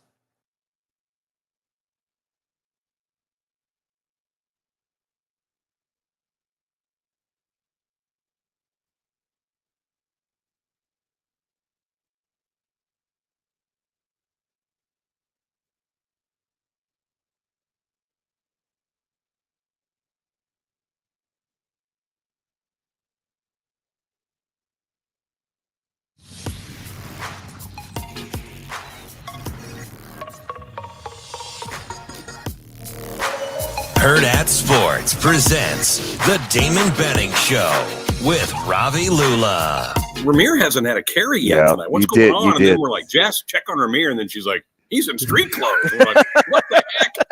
Did he just take the night off? And they go, oh, we're good, Ramir. We got this. Go out and get your runs and come on back and enjoy the second half. We are halfway through the show here on a Thursday. He's like that all the time. Greg? Yeah, I told you, he's a funny guy. We just spoke to Greg Sharpe on the Damon Benning Show with Ravi Lulla. You can give us a call as well, 888-638-4876 on the Warhorse Sportsbook hotline. Warhorse Sportsbook is the best place in Nebraska to place your sports bets. You do it in person at their Lincoln location. You can build the bets on the app, get the live lines, put them all together, then go to the casino, scan the QR code, and place your bets. Or they've got plenty of kiosks and tellers. You can just place your bets right there in person. Check out warhorsecasino.com/sportsbook for more information. Warhorse Sportsbook, no bets, no glory. And speaking of the Warhorse Sportsbook, we've got David on the hotline now. David, what do you want to talk about today? Hey, what's up, DB? What's up, D? Hey, and Ravi, Mr. Generational Talent, how you doing? I'm doing terrific. He just starts with scuds, right? I just lob scuds. What's up, D? Yeah, the generational talent, I'm surprised it ain't been thrown around with Justin Fields a little bit. I'm not a Justin Fields hater. But they started comparing him to Jalen Hurts during the offseason. I was like, you've got to be kidding me. This guy's got a lot to prove. And, Hurts has minimally at least proved that he has it in that mental aspect, which was a huge part of sports. Well, he has a much better offensive concept too, right? Sure, yeah. So let's start there. Well, I mean, you don't think Fields could do what Hurts is doing in Philadelphia? Nah, I don't think he has that mental fortitude at the current moment. I really don't. I don't think he has that type of talent. I mean, obviously the Eagles have a very good offensive line, which anybody can. Well, hey, hold on. Who do you think is more talented, Justin Fields you or think Jalen Hurts? Fields isn't as talented as Hurts? I don't think so. Like physically talented? I personally don't believe so. Yeah, I've seen him play. I don't believe that Fields is as talented as Hurts. Hurts can squat 260 pounds. I mean, pretty darn. 560. I'll say 260 is not impressive. Yeah, well, I mean, but I'm just saying, like, it's without, I'm not saying Fields can't do that. It's just, there's levels to this. And sports is what? I mean, I'm not going to put a number on it, but if I put a number on it, I'm going to say it's 75% mental.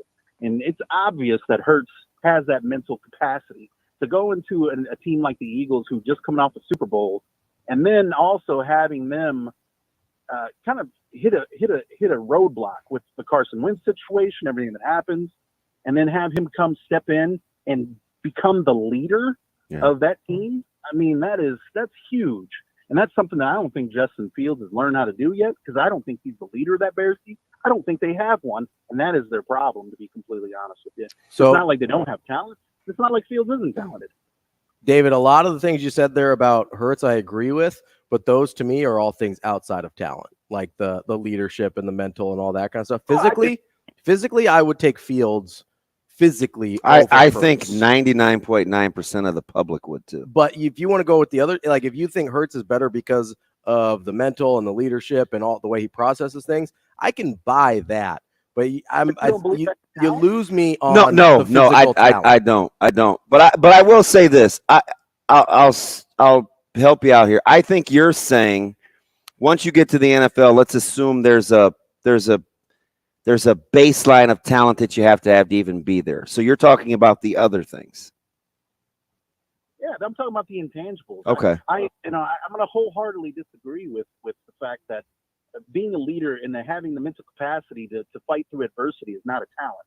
Not everybody is built. It's a skill. It's not a talent. It's a skill. Yeah. Well, it's not a talent. I agree. Okay, we'll split hairs. I do agree that it's a skill, but I do think it's a talent as well, because I don't think everybody is built that way. Yeah. And some people are just naturally gifted in that sense. Listen, I see it every Friday night. I'm with you. I'm with you there, but it's definitely a skill. But he's obviously nobody's a talent like Trevor Lawrence. But we'll see where that. Hey, where generational, baby? Where are you? Are you anywhere tonight or tomorrow? I've been tossing around games, and I had a Nebraska football question too. But go ahead, get that one out of the way first, then we'll talk high school. Yeah. So really, my question more along the lines is, so I think Sims is the more talented of the two quarterbacks as far as he has. I think his strengths probably outweigh. We have a better chance of winning with Sims. I do wholeheartedly agree with that. Mm-hmm. The one thing that I have kind of had a problem with Nebraska's offenses over these years is I've never really felt that they've had an identity. And the one thing that I saw with Harburg is I felt like Nebraska had an identity with Harburg in the offense. They were physical, run team. I mean, they were the type of team that they were initiating impact rather than allowing them to have the impact initiated on them. And I haven't seen something like that from a Nebraska team in a very long time. So while I feel like Sims is the more talented, the Jalen Hurts, if you will. If anybody, Jeff Sims is the Justin. Okay. I'm gonna let you die on that hill, but man, I'm kind of shaking my head a little bit. All right. So where are you Thursday, Friday? Well, I'm looking. My nephew's going to go to that Omaha North Central game. Probably have some information on it. But I was really considering driving to South Sioux City to watch that Cardinal team against Millard West. Obviously, Millard West is a good team, and really establish how good Tony Palmer is, along with how good that South Sioux City team is, because they got DJ Helms, the quarterback. I think he's a pretty good athlete. He's got a 98% quarterback efficiency, so rating. So he's efficient, and obviously you can be when you got somebody like Tony Palmer in the backfield, I suppose. But I'm also considering that Elkhorn-Bennington game. Yeah. I don't know why, but I got a feeling Elkhorn's going to give them a game. So defensively, that's a very good matchup for Elkhorn. And Bennington's offense, I know they put up a big number last week, but it's still kind of a work in progress. I could see Elkhorn keeping that close if they take care of the ball. They're talented on offense. That's really what it comes down to, is being able to make plays against Bennington's defense. That defense is legit, though.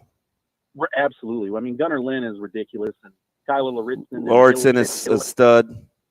Yeah, they're just tackling machines. And so it's really coming down to, can they establish the run? And I don't know, the running backs there for Belcorn ran for like 240 yards a couple weeks ago. Mm-hmm. And I like Charlie Lansky as a field stretcher. And I do like good call. Good Call on Lansky. I think the style, obviously I've always said styles make fights, and I think the styles work well against each other. So as long as they don't shoot themselves in the foot, I think Elkhorn might have a chance to win the game and end that streak. Bold predictions. D, I appreciate it. All right, have a good one, guys. You too, my guy. That's David on the War Horse Sportsbook Hotline. First of all, just wrong. Not close either. Sage Rosenfeld said something to me probably 5-6 years ago. And you said it a different way multiple times in the last week. Mm-hmm. Most quarterbacks can't overcome, you just say the system.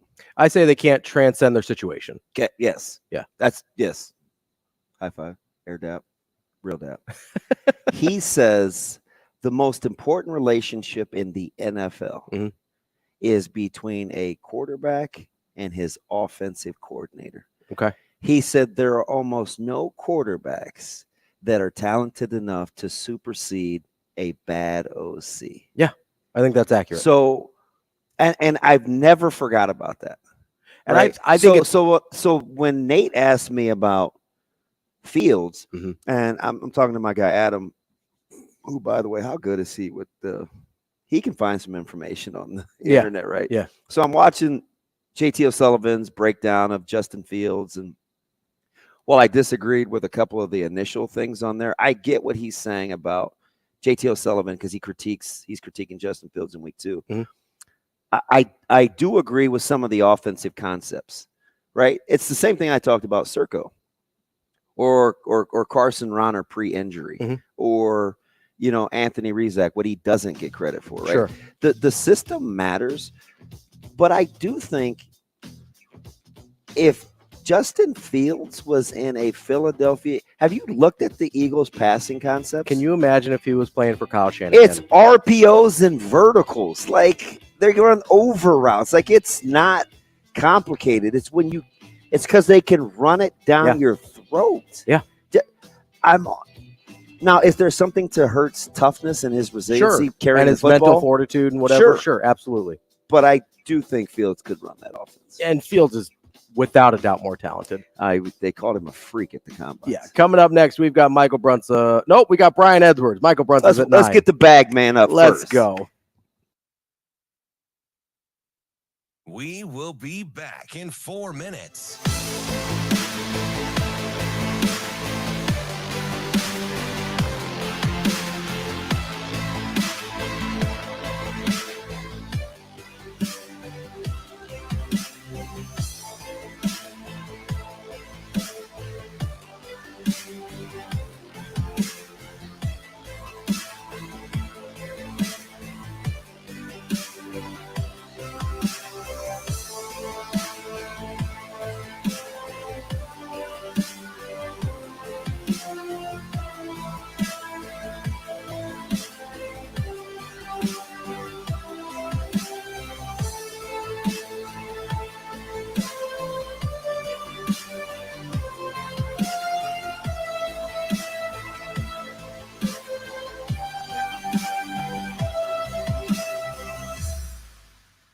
We will be back in 3 minutes.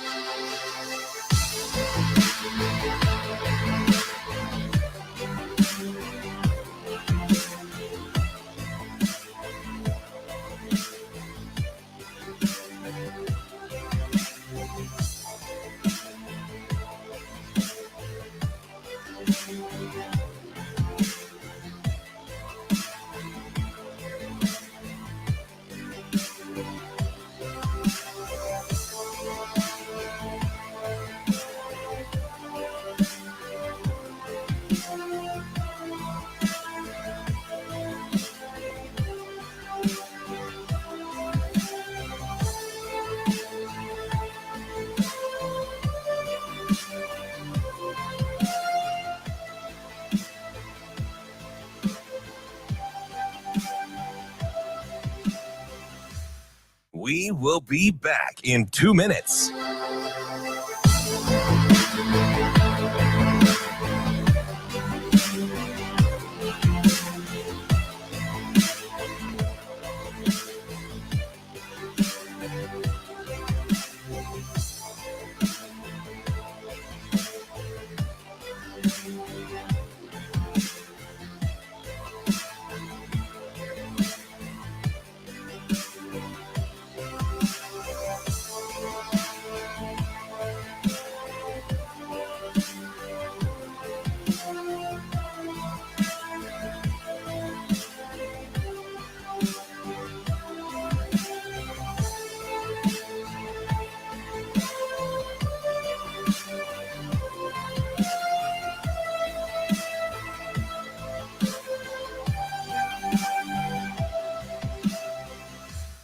We will be back in 1 minute.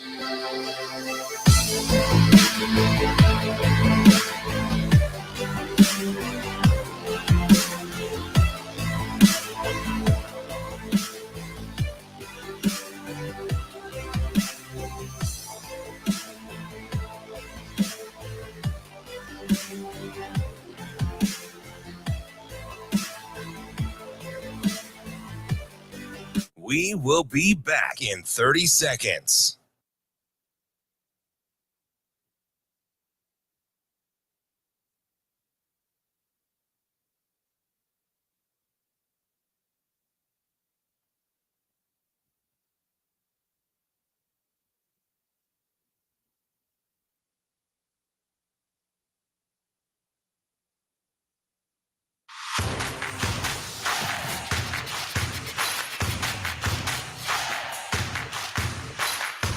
Hurrdat Sports presents the Damon Benning Show with Ravi Lulla. Now, Vegas insider, senior handicapper, and fan of the cold Budweiser bottles, Brian Edwards. It's got to be touchdown, touchdown, touchdown. Brian Edwards. I don't really love it. Brian Edwards. Were they using the cream cheese to butter the bagel? Brian Edwards. I'm going with the cowgirl. Here is Brian Edwards. Wrapping up hour number 2 on the Damon Benning Show with Ravi Lulla with our friend Brian Edwards. B, how you doing this morning? Good morning, gentlemen. What's happening? How are we doing? Doing well. My Gators and Falcons, a rare weekend sweep last weekend. I know it. In Napier, you trust. That place, it is unbelievable what a house of horrors it is for Tennessee to go there. That is an exercise in futility. It really is, man. I mean, 10 in a row. I mean, their quarterback was Casey Clausen the last time they tasted victory there. Oh, I just had a whole flashback of all the Clausens. Hey, let me ask you something real quick before we get into the nitty gritty. If I gave you a choice between the two, are you more surprised that Colorado is catching 3 touchdowns or Michigan is laying the 24?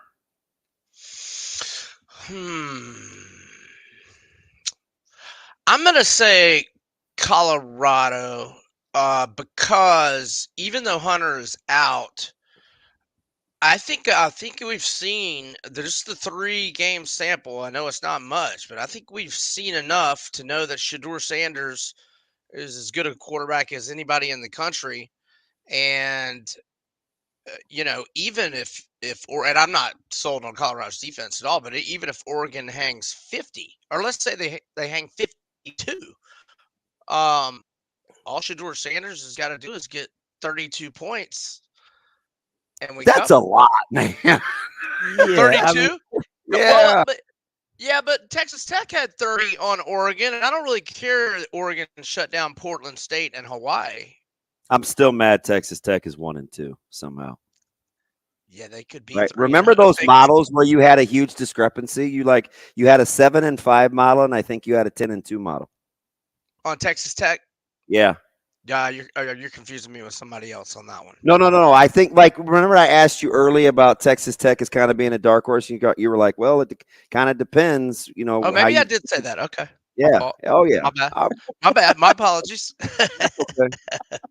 I get my handicapper straight. Hey, Attaboy. hey, B, let's start off in the NFL here, mostly because you are hammering my 49ers. And he's a 49ers honk, B. Here we go. Listen, I like talking about the teams that I like. So sue me. What do you got on the Niners this week?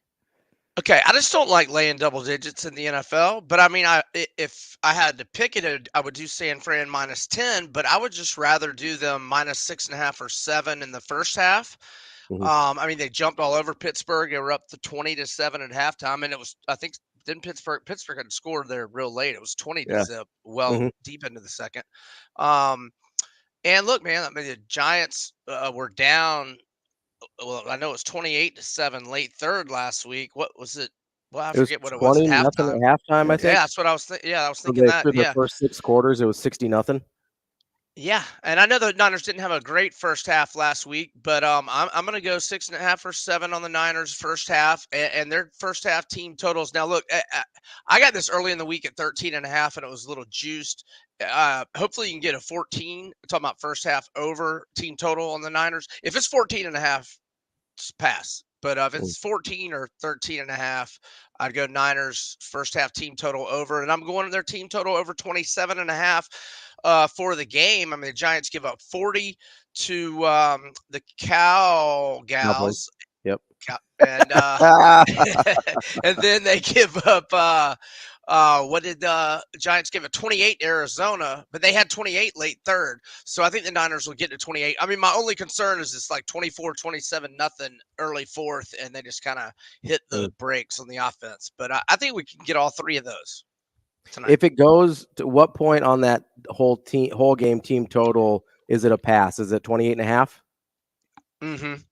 Yeah, I'd still do it at 28, but not 28.5. Okay. Let's go to Miami and Denver. Do we have any idea who Denver is? Are they just not a good team? Because they got some Jekyll and Hyde in them from half to half.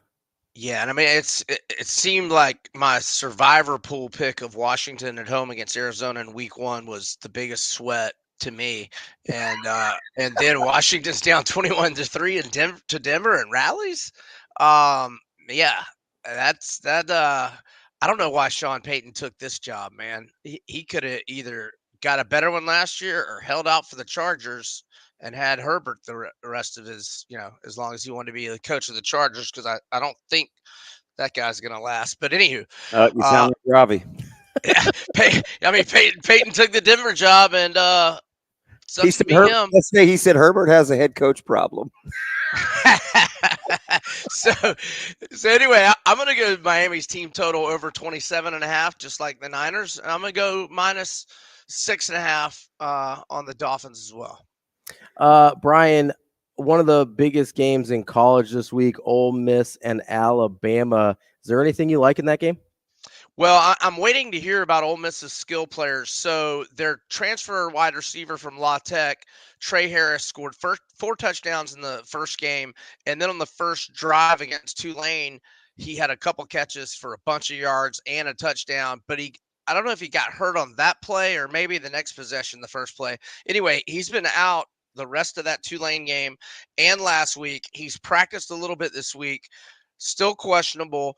And also Zachary Franklin, the big-time transfer from UTSA, he's finally practiced a little bit, still looking to make a season debut. Ditto for Caden Prescorn, their tight end transfer from Memphis, who was first-team All-AAC last week. So if one or two of those guys get upgraded, and I might not know that today, I might find out tomorrow, and I can still get Ole Miss +7, I'll probably take Ole Miss +7. Now, I will say Alabama, obviously, they got issues. They had the dreaded players-only meeting, which is a major red flag. But they were missing a couple of guys last week. In fact, a couple offensive linemen they're supposed to have back this week. So I'm just throwing that out there. But I'm a strong lean to Ole Miss. I would hope Harris or Franklin gets upgraded.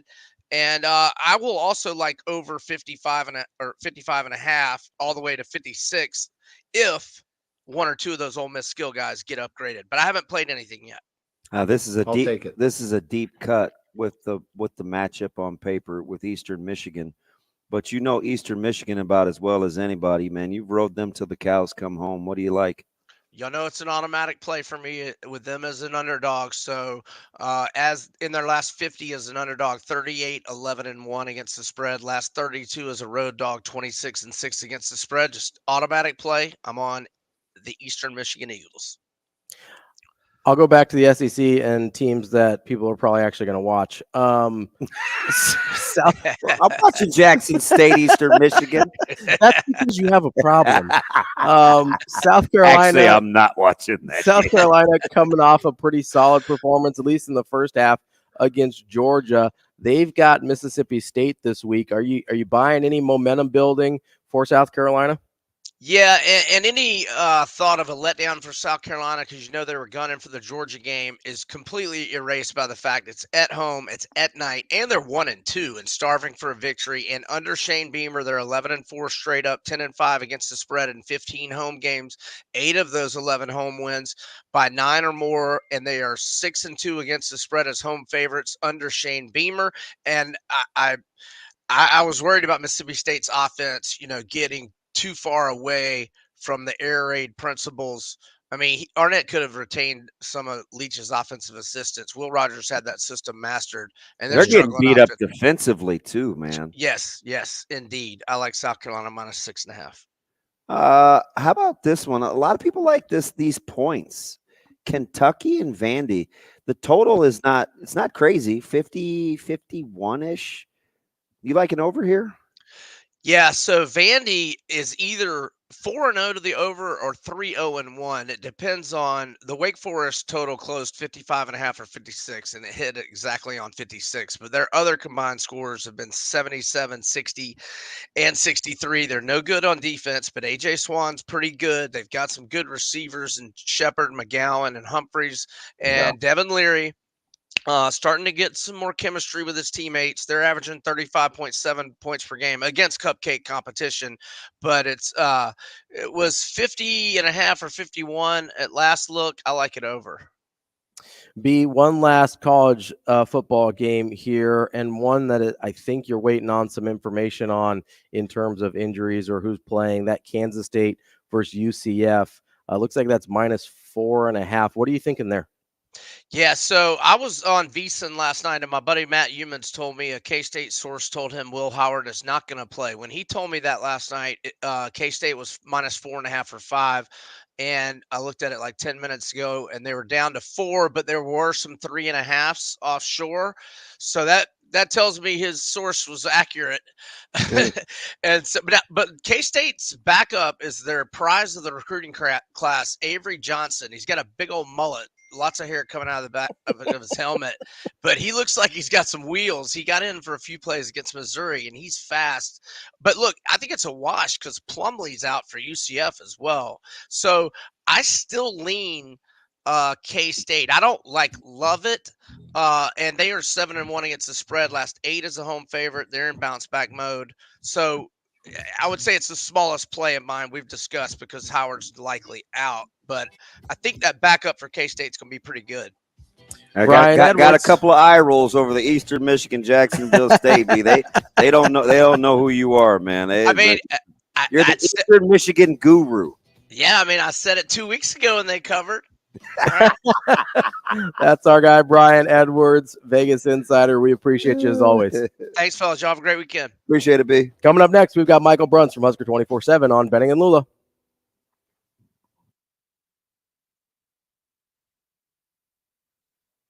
We will be back in 4 minutes.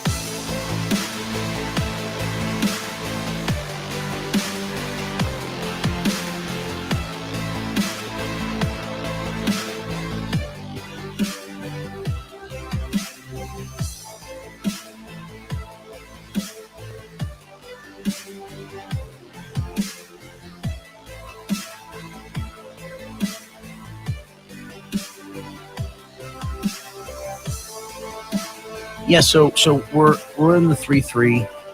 So we have 3 dedicated defensive linemen. We have 3 linebackers, and we have 5 DBs, 3 safeties, and 2 corners. You'll see sometimes if you watch the film closely, a lot of times we're playing with 3 corners and 2 safeties. People throw Tommy in there, and Newsom will go to safety or something like that. So we do some different things on the back end. The jack linebacker, so we play with a Will, a Mike, and a Jack. So Mike's the middle backer, then we have 2 edge guys. And the Jack is the guy who's probably the best passer. So we play with a Will, a Mike, and a Jack. So Mike's the middle backer, then we have 2 edge guys. And the Jack is the guy who's probably the best passer. So if you think about a 3-4 defense, he's the Trev Alberts. He's the Travis Hill. He's the pass rusher. So we have different body types of that. Mackay, who's more of an off-the-ball backer, he does some things. MJ comes in, he does some different things.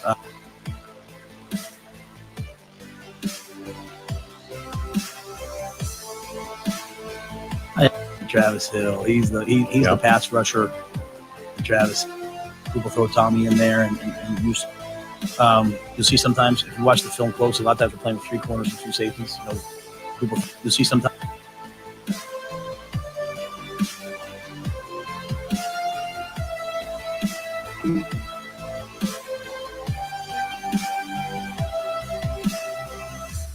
We will be back in 2 minutes.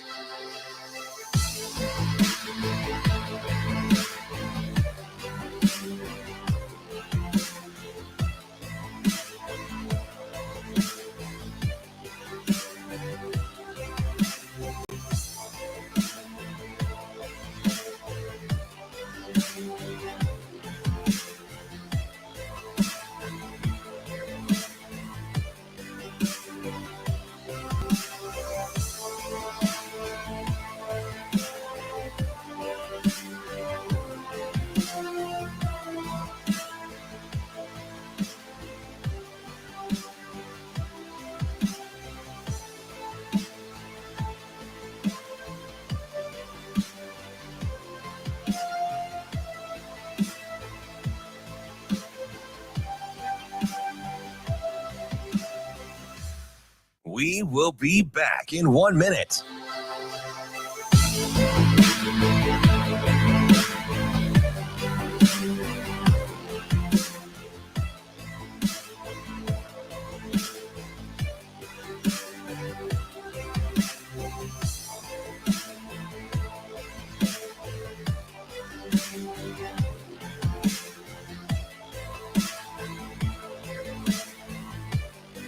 We will be back in 30 seconds.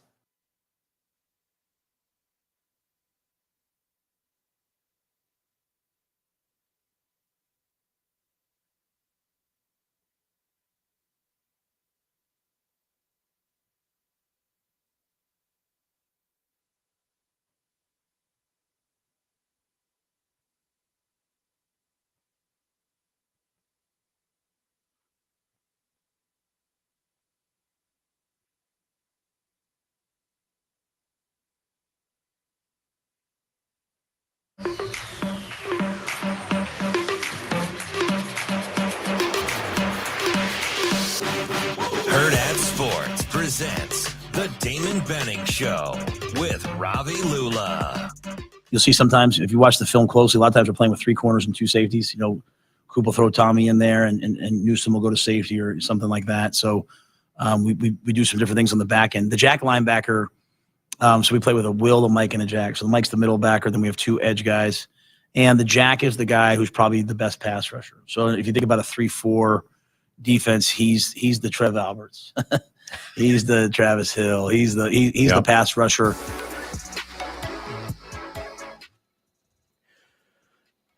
Kicking off hour number 3 on the Damon Benning Show with Ravi Lulla. I want to tell you about our friends at Dingman's Collision Center. 4 great Omaha area locations. Been in business for over 25 years. And out of those 25 years, they've been best of Omaha for 18 straight years running. They can get you no matter what make and model of car that you need worked on because they've got the latest technology.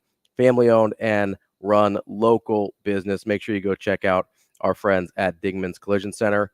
And the thing that maybe we like about them most, besides how great they do with our vehicles, they give back to the community. Go check out dingmans.com to check out their give back program. I'm sure this guy coming up, joining us next, gives back to the community in one way or another. It's our friend Michael Bruntz. Bruntz, how you doing today? Not bad. What's up? Trying to make it. Trying to make it. We're doing our best. Did you enjoy the pulled pork last week? I avoided it. I have a general rule of thumb to not eat press box pulled pork. Is there a type of press box food you do endorse, or is it kind of a cautious at best situation? The best, and this is without hyperbole, the absolute best Valentino's pizza you will ever eat in your life is the post game Valentino's press box pizza. It's without question. So I will endorse that. Did you try? Did you have the meatloaf and mashed potatoes in Minnesota? I had the mashed potatoes. I didn't eat the meatloaf. So the mashed potatoes actually looked good. Yeah, they weren't bad. Here's what sucks about Minnesota now: they got rid of the dilly bars. Big dilly bar guy. Well, that was one of their things. It was the staple, right? Yeah. And then they just all of a sudden disappeared. I don't know what they're doing up there, but I don't like it. What was Colorado so early? Could they afford a press box meal? They you got a voucher. You had to go down. You had to go down with the unwashed general public to get a. I think you could get like a brat. It was like a brat. Isn't that something? That's it. Yeah. You had to go to a concession stand? Yes, it was a voucher. Oh my gosh. Purdue used to do that, but it would still up in the press box. So like they like branded their hot dogs with the big Purdue P, like the letter P, mm-hmm. and they would do the voucher thing too. But yeah, Colorado, they were swimming in it. That I don't think they were ready for that kind of a group. There's a lot of people there. Yeah, the Purdue last year I remember had the box sandwiches with the abnormally large cookies. Yeah. Yep. Yeah. I mean, it's better than branding like Purdue Pete's face on your hot dog, right? Like that'd be unfortunate. Scary Halloween, dude. That'd be a lot of hot dogs. How quickly did it take our friend Michael Bruntz to recover from it, or Michael J. Schaefer from his dropped plate? Because I lost contact with him after he refilled. We were dying laughing because I think Babcock did it on purpose. It was like he was hazing the new guy. I was just imagining, like, Mike's the nicest guy ever. Mike Babcock's the nicest guy ever. Would never say an untoward word about anything. But I was just dying at the thought of him walking up to Schaefer and being like, "Hey, nice lunch. It'd be a shame if you dropped it," and then like knocking it out of his hand. Dude, the look of utter disbelief on his face as he watched the slow motion plunge of his plate was absolutely classic. I didn't see it happen, but it was like I look over and Schaefer's like fumbling around on the ground, like picking up salad off the floor, and I had no idea what the heck happened. It's like if you drop your car keys in the dark and you're like kind of fumbling around trying to find it. That's what it looked like. DB's been talking about this all week, and it was hilarious. No, what I'm picturing in my head now is like Kevin spilling the chili in the office. Like that's the picture I have in my head now from you guys talking about shape. So and right after it happened, and because I don't think Mike realized it because he kind of just kept walking and. That's the most gangster move of it all, is to knock it out of his hand. Typical keep moving. Mike J. Schaefer fashion. He looked dead at me and he goes, "Why wouldn't I have a meal that I'm ready to eat get knocked out of my hand by a Mike Babcock elbow?" I mean, just the way he said it, I needed a Kleenex. I was in tears because that that Schaefer delivery had me. I felt bad laughing. Bruntz, is there anybody funnier would have been to knock food out of Schaefer's hands than Babcock? Is there what's the power rankings of the funniest people to knock something out of Schaefer's hands? Yeah, I think that would be probably at the top. Would it be funnier if it was T.O.? And it was real innocuous too, because we were kind of in a huddle and he just was shaking hands. He just was saying hello. He's like, "Hey, how you guys? Nice lunch. Be ashamed if you dropped it." Dude, picking up the salad was classic. All right, Bruntzy, let's get to what you do well. I know you're a great joke teller, but at what point were you like, huh? Gabe Ervin's out for the season? Like, you saw him post game, right? Everybody saw him post game. At what point were you trying to put 2 and 2 together? Well, so he was at the little outside area post game, and so there weren't a ton of us out there, but he was limping pretty good. But it looked, the way he was like limping, it looked like it was an ankle or something like that. And I kind of heard that Ramir was probably going to be, a long-term thing. I'll say this. I mean, I asked Gabe when he was walking away, like, you good? Like, you okay? And he's like, yeah, I'll be fine. No worries. And then just dislocated hip. So yeah, that one was a little bit of a surprise, but yeah, I mean, when you start off a press conference by announcing that, 2 or 3 starting running backs are done for the season, that's,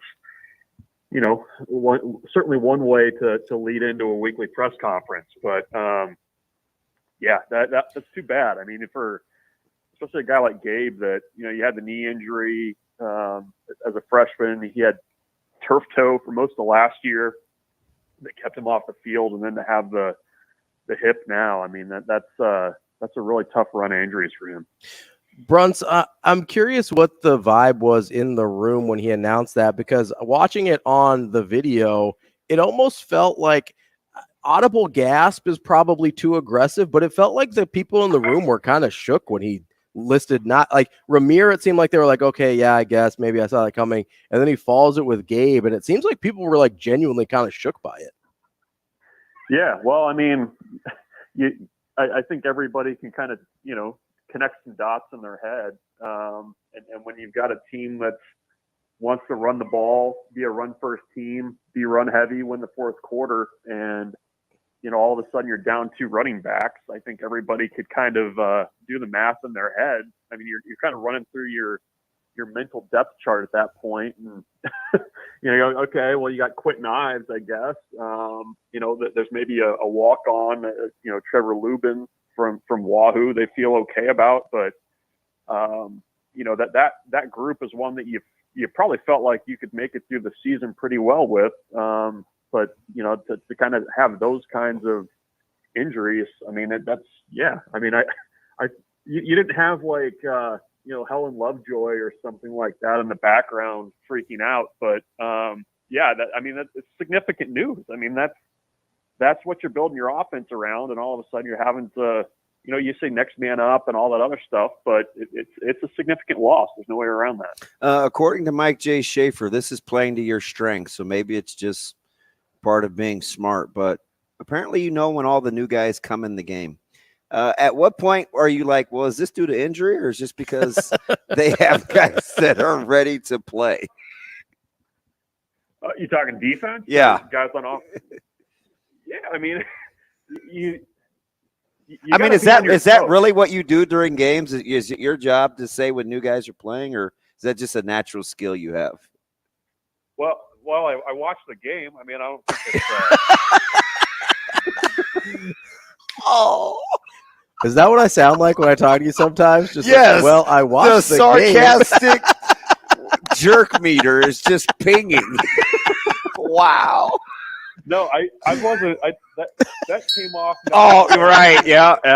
Total accident. I know. Yeah. No, but it's I think through 3 games, you kind of have to expect that there's going to be somebody out there, right? That you're not maybe expecting. Even you go back to that Colorado game. I mean, you had Sua Lefotu on the travel roster, who was a guy that really hadn't been mentioned much. He gets in there late in the game and recovers a fumble. AJ Rollins played a ton of snaps in that game. I'm actually working on something right now just about how many different guys they've played on defense so far this year. And I believe the number is that, I mean, they've got 20 plus guys that are averaging 15 snaps a game. I mean, that, and you haven't had like garbage time situations where, guys are really throwing that number off. So you kind of do have to stay on your toes a little bit, I guess, to kind of see who's running out there, who's rotating in, and who's not. I mean, it should say something, I guess, that Cam Linhart was out for basically was out there for 2 series, and you didn't even really notice that he wasn't out there because the level of play hadn't dropped off at all with Rollins and guys like that were further down the depth chart. So the stuff at the start of the year about them wanting to play a bunch of defensive guys, I think it's probably fair to roll your eyes. Lots of coaches say that, but they've done it and they've backed it up, and the numbers say that they have definitely done that. Now, it's been a little bit of an exercise in futility, right? We were talking to Greg Sharpe earlier, and he referenced 127th in the country in terms of passing offense. But if you go back to the offseason, right, Gilbert didn't pan out. Betts did his thing. No IGC. Now no Gabe. No Ramir. At what point are we going to look at isn't that wild? Like, if you just kind of go through it. But no, yeah. Like, at what point should we probably cut Coach Sat and that offensive staff a little bit of slack based on what they've gone through, on what they thought they could be inheriting? Yeah, I mean, that's when you kind of just list it out like that, and add to that list a guy that's probably a really big, that you want to be a featured part of your offense, is coming off of 2 ACL injuries. So yeah, I mean, it's tough right now, and I think as an offensive coordinator, you want things that you can really count on, and what are you going to do when you need to pick up a 3rd and 6?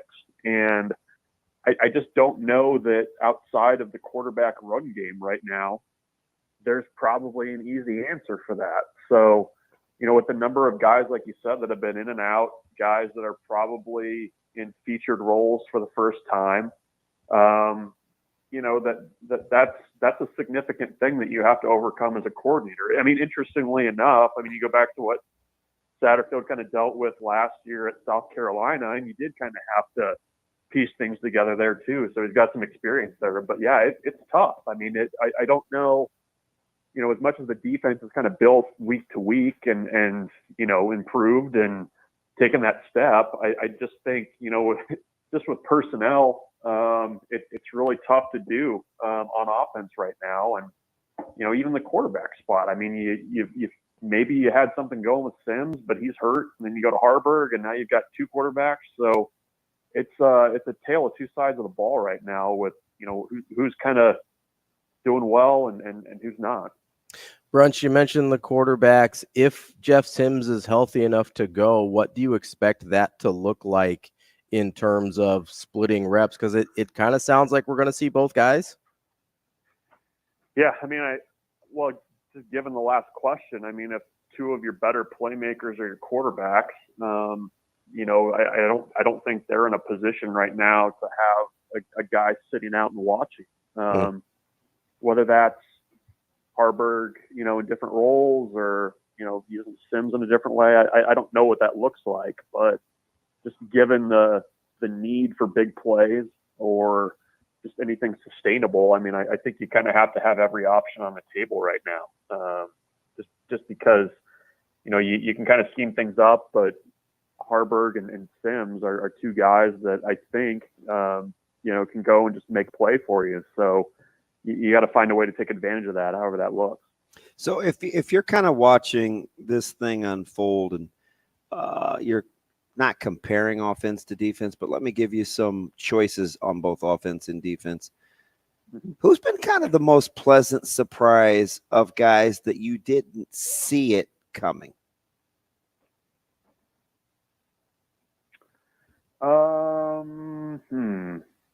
Does Ben Hart make the discussion at least? He's been more consistent than what we've seen in the past. Does Ben Scott? I would say those 2 are I would put in the positive column for the offensive line. Okay. There's kind of there's like a pack of guys that I kind of have in my head, both offensively and defensively, that in the spring, Matt Rhule would say, we think this guy's an NFL guy, or we think this guy can help us a lot more than somebody else has.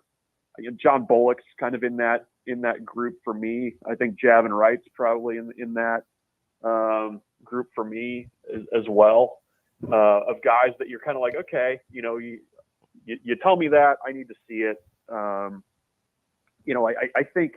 think Ben Hart's been more consistent this year, which I think was his biggest problem, where in years past, the pass protection was not great.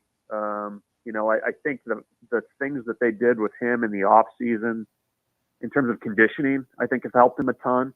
I don't think he's alone in that either, but I would put him in that category. I think I didn't really have a lot of expectations for Ben Scott coming in. I mean, I just think you were kind of hoping that, okay, this is a guy that's played center.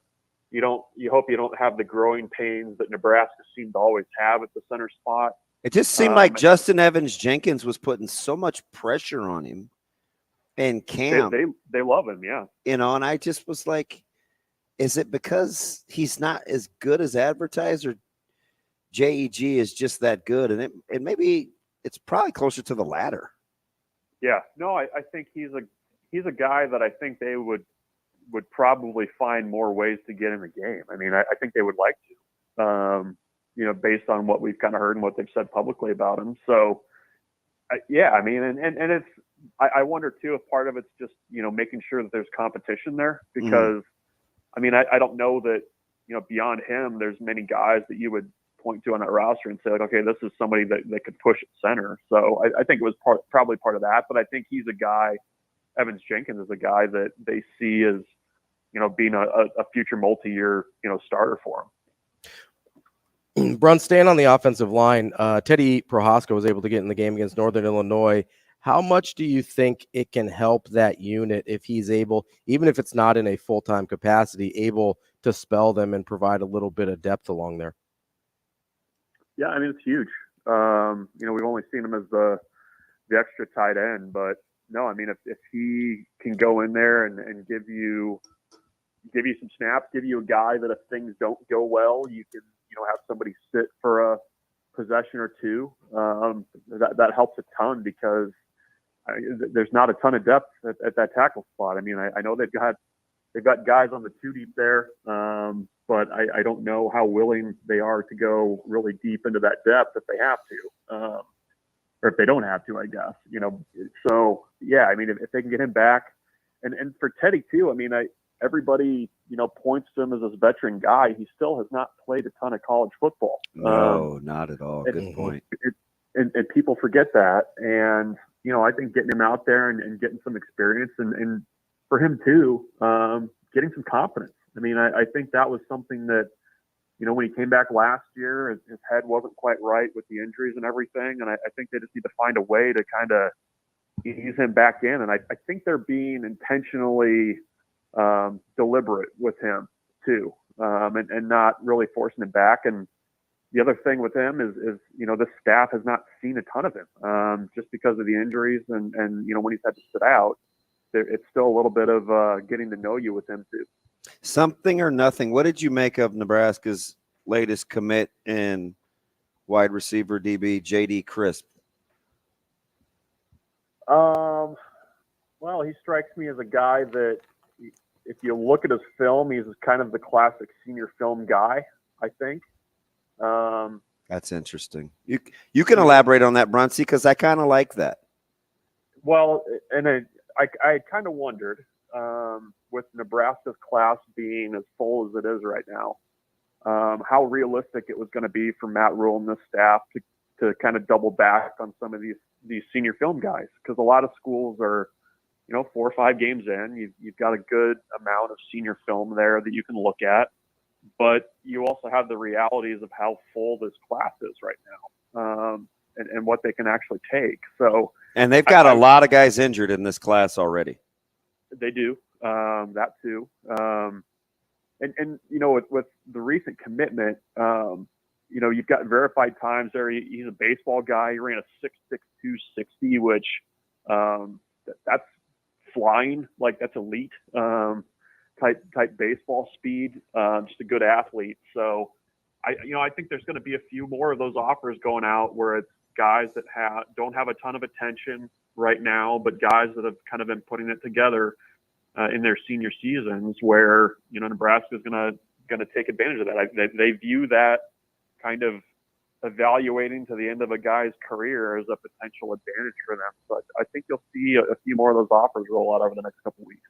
So Bruntz, if they're evaluating senior films, that means I can expect an Anthony Rizak offer any day now. I don't know. We'll see.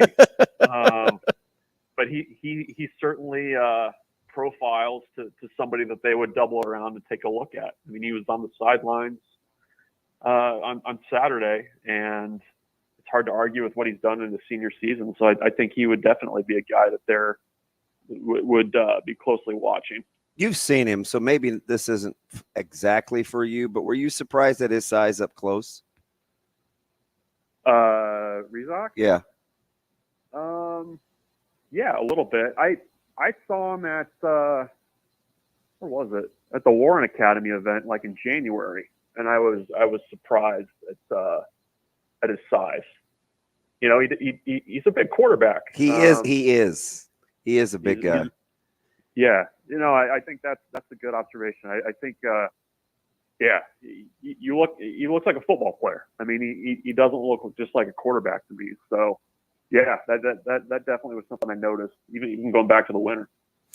That's Michael Bruntz from Husker 24/7. Bruntz, we appreciate your time as always. We'll talk to you next week. I'm glad you watch football games, Bruntsy. Yep. We'll see you. That's Michael That Bruntz. was totally a Ravi comment. Well, I watched the game. I watched the games. Wow. Coming up next, it's time for our Zipline Sports six-pack here on the Damon Benning Show with Ravi Lulla on Hurrdat Sports Radio.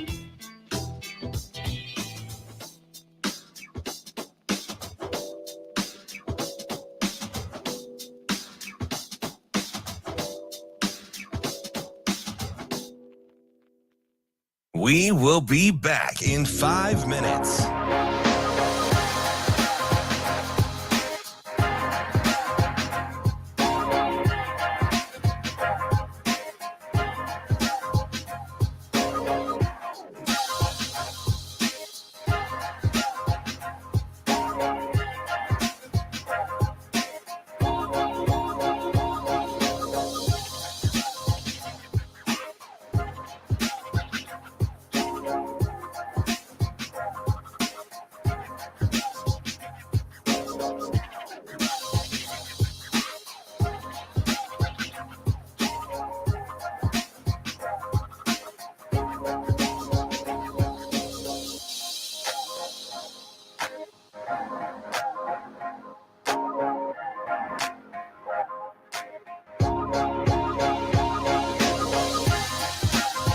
We will be back in 4 minutes.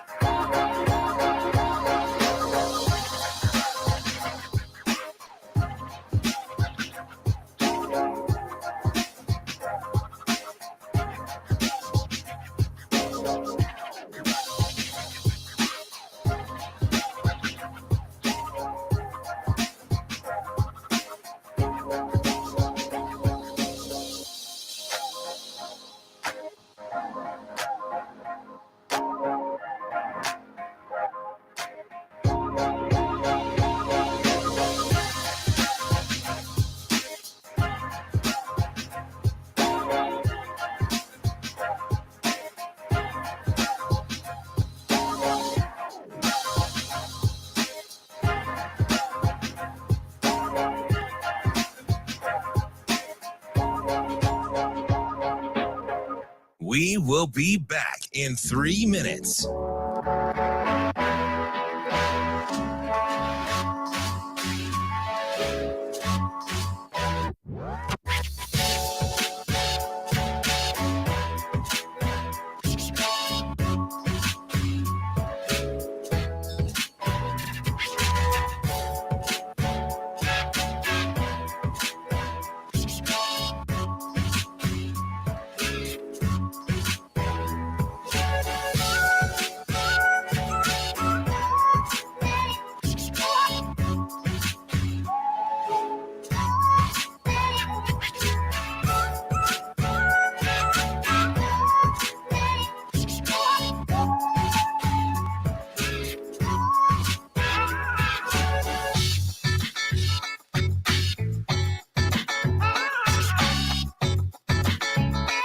We will be back in 2 minutes.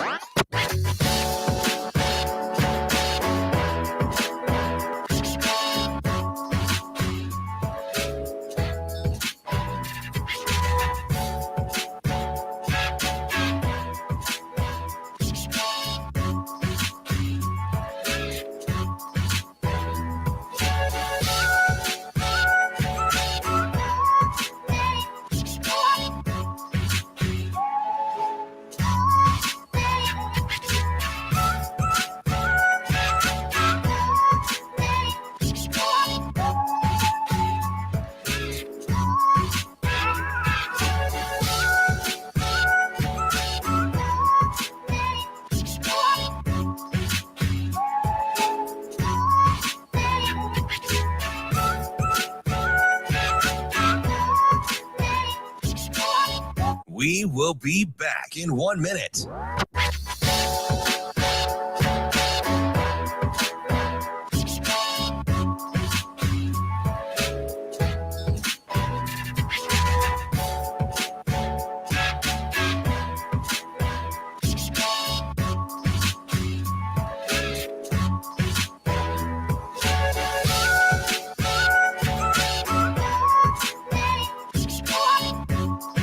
We will be back in 30 seconds.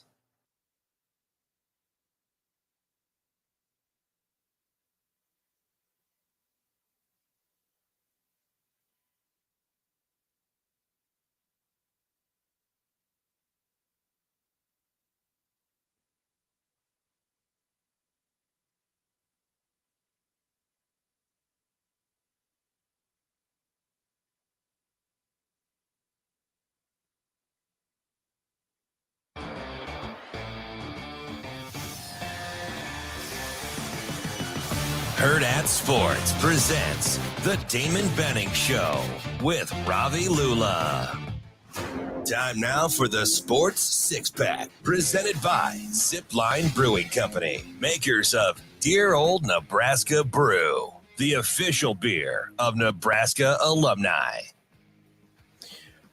Welcome back to the Damon Benning Show with Ravi Lulla. It's time for the Zipline Six-Pack.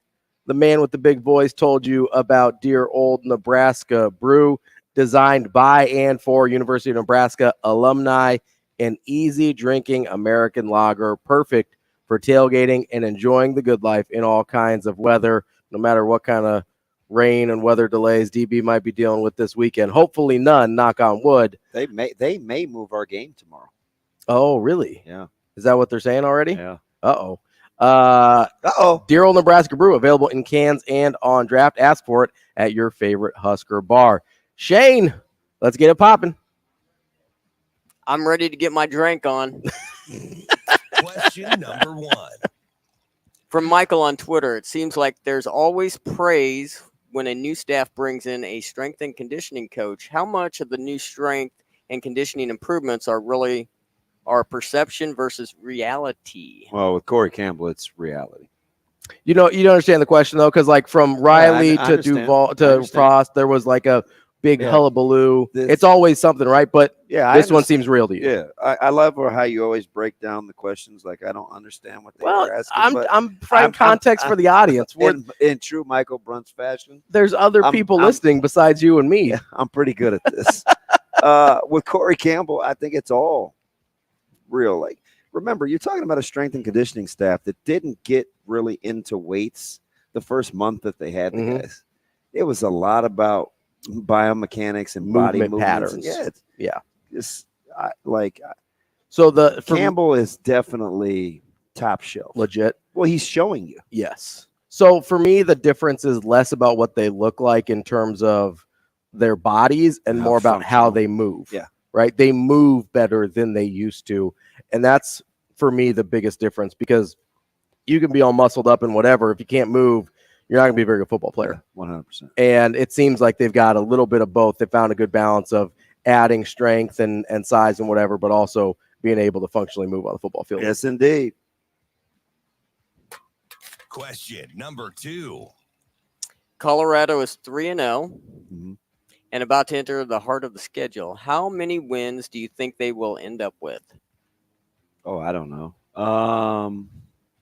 2 out of the 3 are going to be tough. Are they playing without? They'll be playing without Hunter for I think 3 weeks. Yeah.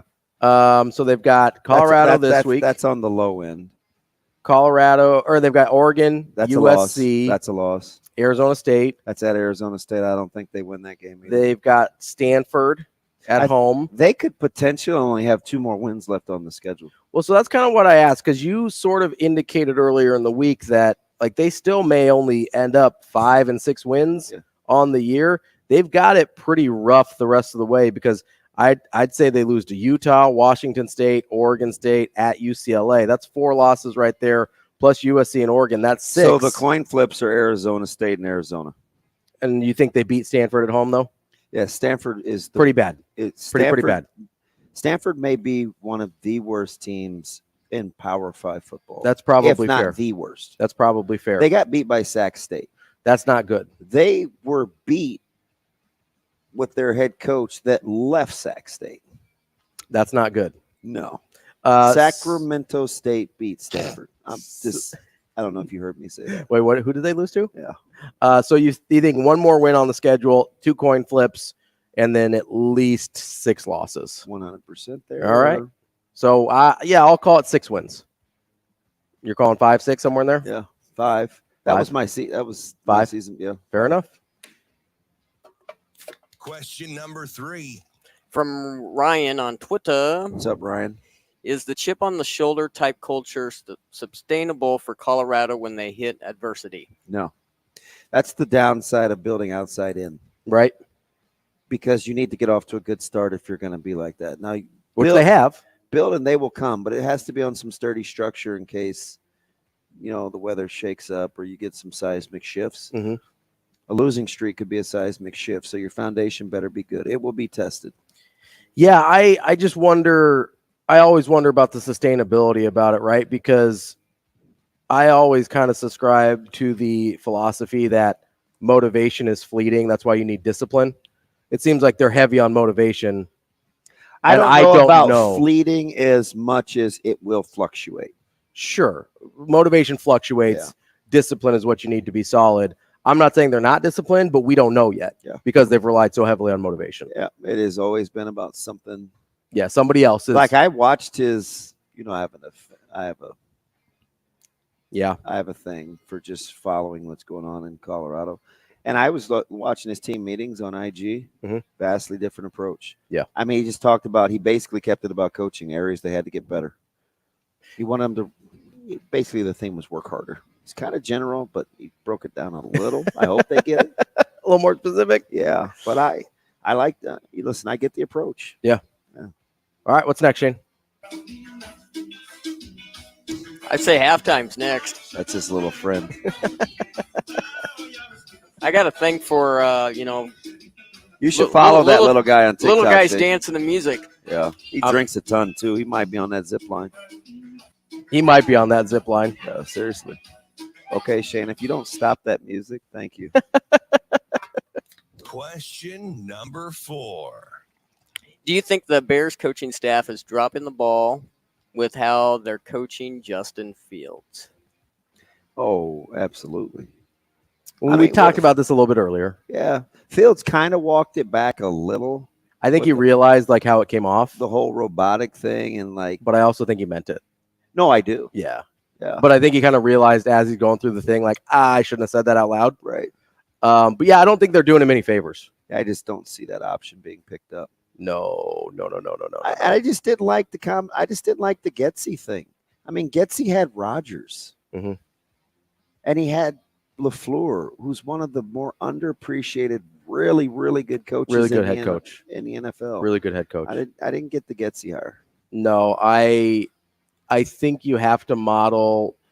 I think you have to model what you do after what they did with Lamar Jackson in terms of allowing the running game not to be just, you do this if things break down, but an active part of the offense. Yeah. And I don't think they're doing a very good job of that. Maybe he needs to go to Philadelphia. Well, he is more talented than Jalen Hurts. I don't think that's actually a question. Oh, shoot. What's next, Shane? Question number 5. Who is the best NFL draft prospect at quarterback from this group of players? Is it Sanders? Is it Penix, Bo Nix, J.J. McCarthy, or Jordan Travis? So you kept Caleb Williams and May out of it. Yep. Give me those again, Shane. Sanders, is it Penix? Is that Penix? it? Penix. Okay. And Bo Nix, J.J. McCarthy, or Jordan Travis? Boy, that's tough. That's okay. So we took away the obvious. Yeah, I took away the guys that I think are on a different tier. I love Sanders. I don't love the quickness of decision making, so I'm going to put him out. He holds the ball a ton. It's possible he's a better college player than an NFL prospect. So I'm down to Penix, Nix, McCarthy, and Travis. McCarthy ahead of Travis. So Okay. it's not Travis. So I'm McCarthy, Penix, and Nix. I will put McCarthy ahead of Nix slightly. So we're talking Penix and McCarthy. Mm-hmm. I will take McCarthy. What's the differentiator between McCarthy and Penix? Pro style offense. Okay. That's fair. I like Penix a lot, though. I do too. He's dynamic and Yeah. he takes some shot plays. He really right? Like, does. he has become very accurate down the field. I trust him a little bit more down the field than I do McCarthy. Yeah. Because that's where he misses still. But also Penix's injury history has been a little rough too. Yeah, it's between Penix and McCarthy. I wouldn't fight you over either one. I like that. Question number 6. The Field of 68 team has preseason ranked the Creighton Blue Jays at number 6 in the country. Just from a gut check perspective, does that feel high, low, or just right? Feels about right. Okay. Yeah. That feels about right. It's going to be a really good basketball team. Definitely top 10. I mean, no question in my mind, top 10. Probably just outside the top 5. That feels about right. Yeah. You could talk me into anything between like 5 and 8. And so far, like, they really like being with one another. Yeah. Like, that feels right to me. I will just say one of our guys, I'm not going to put him on blast here, but was lamenting that Ryan Nembhard is one of the best point guards in the country. And I was like, I don't know what you're smoking, my guy. We're going to talk about who said that? Or off air, maybe. Okay. I don't want to put him on blast because I like him. Every time I hear off air, I always think off air on point. One of my guys that covers high school sports out in western Nebraska. He's fantastic. We will wrap up the show coming up next on a Thursday on the Damon Benning Show with Ravi Lulla.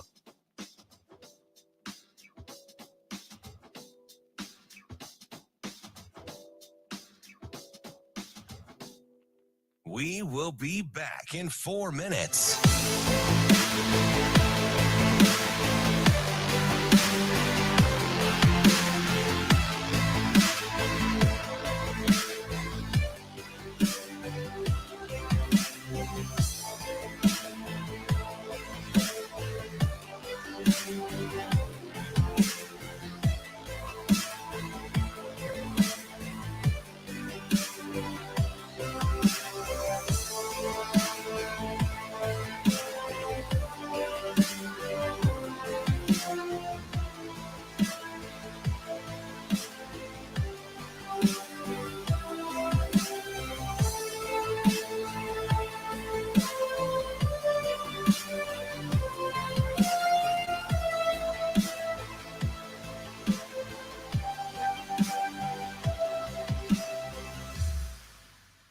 We will be back in 3 minutes.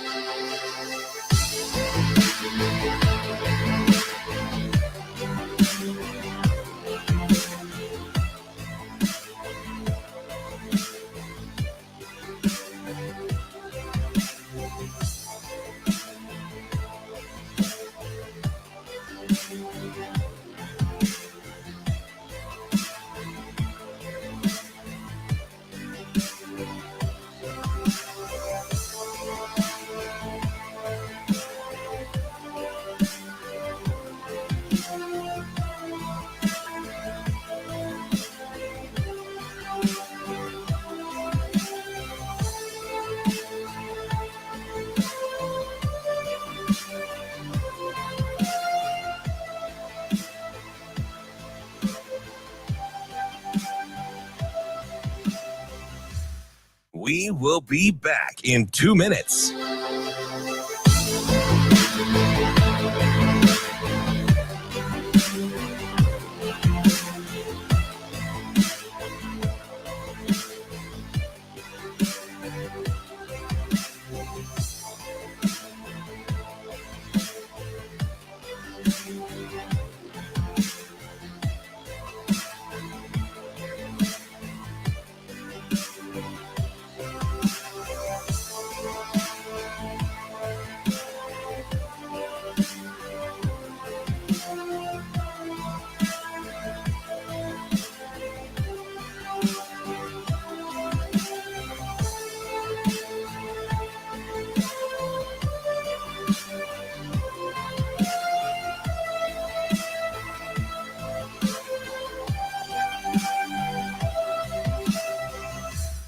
We will be back in 1 minute.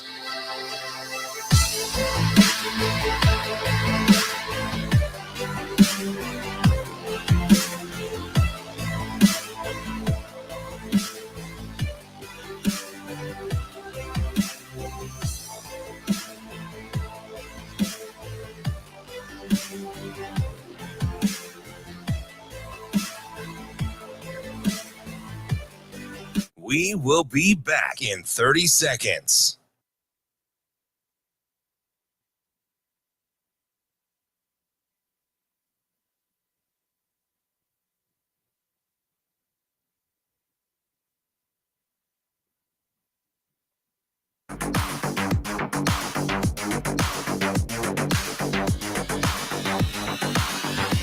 Hurrdat Sports presents the Damon Benning Show with Ravi Lulla.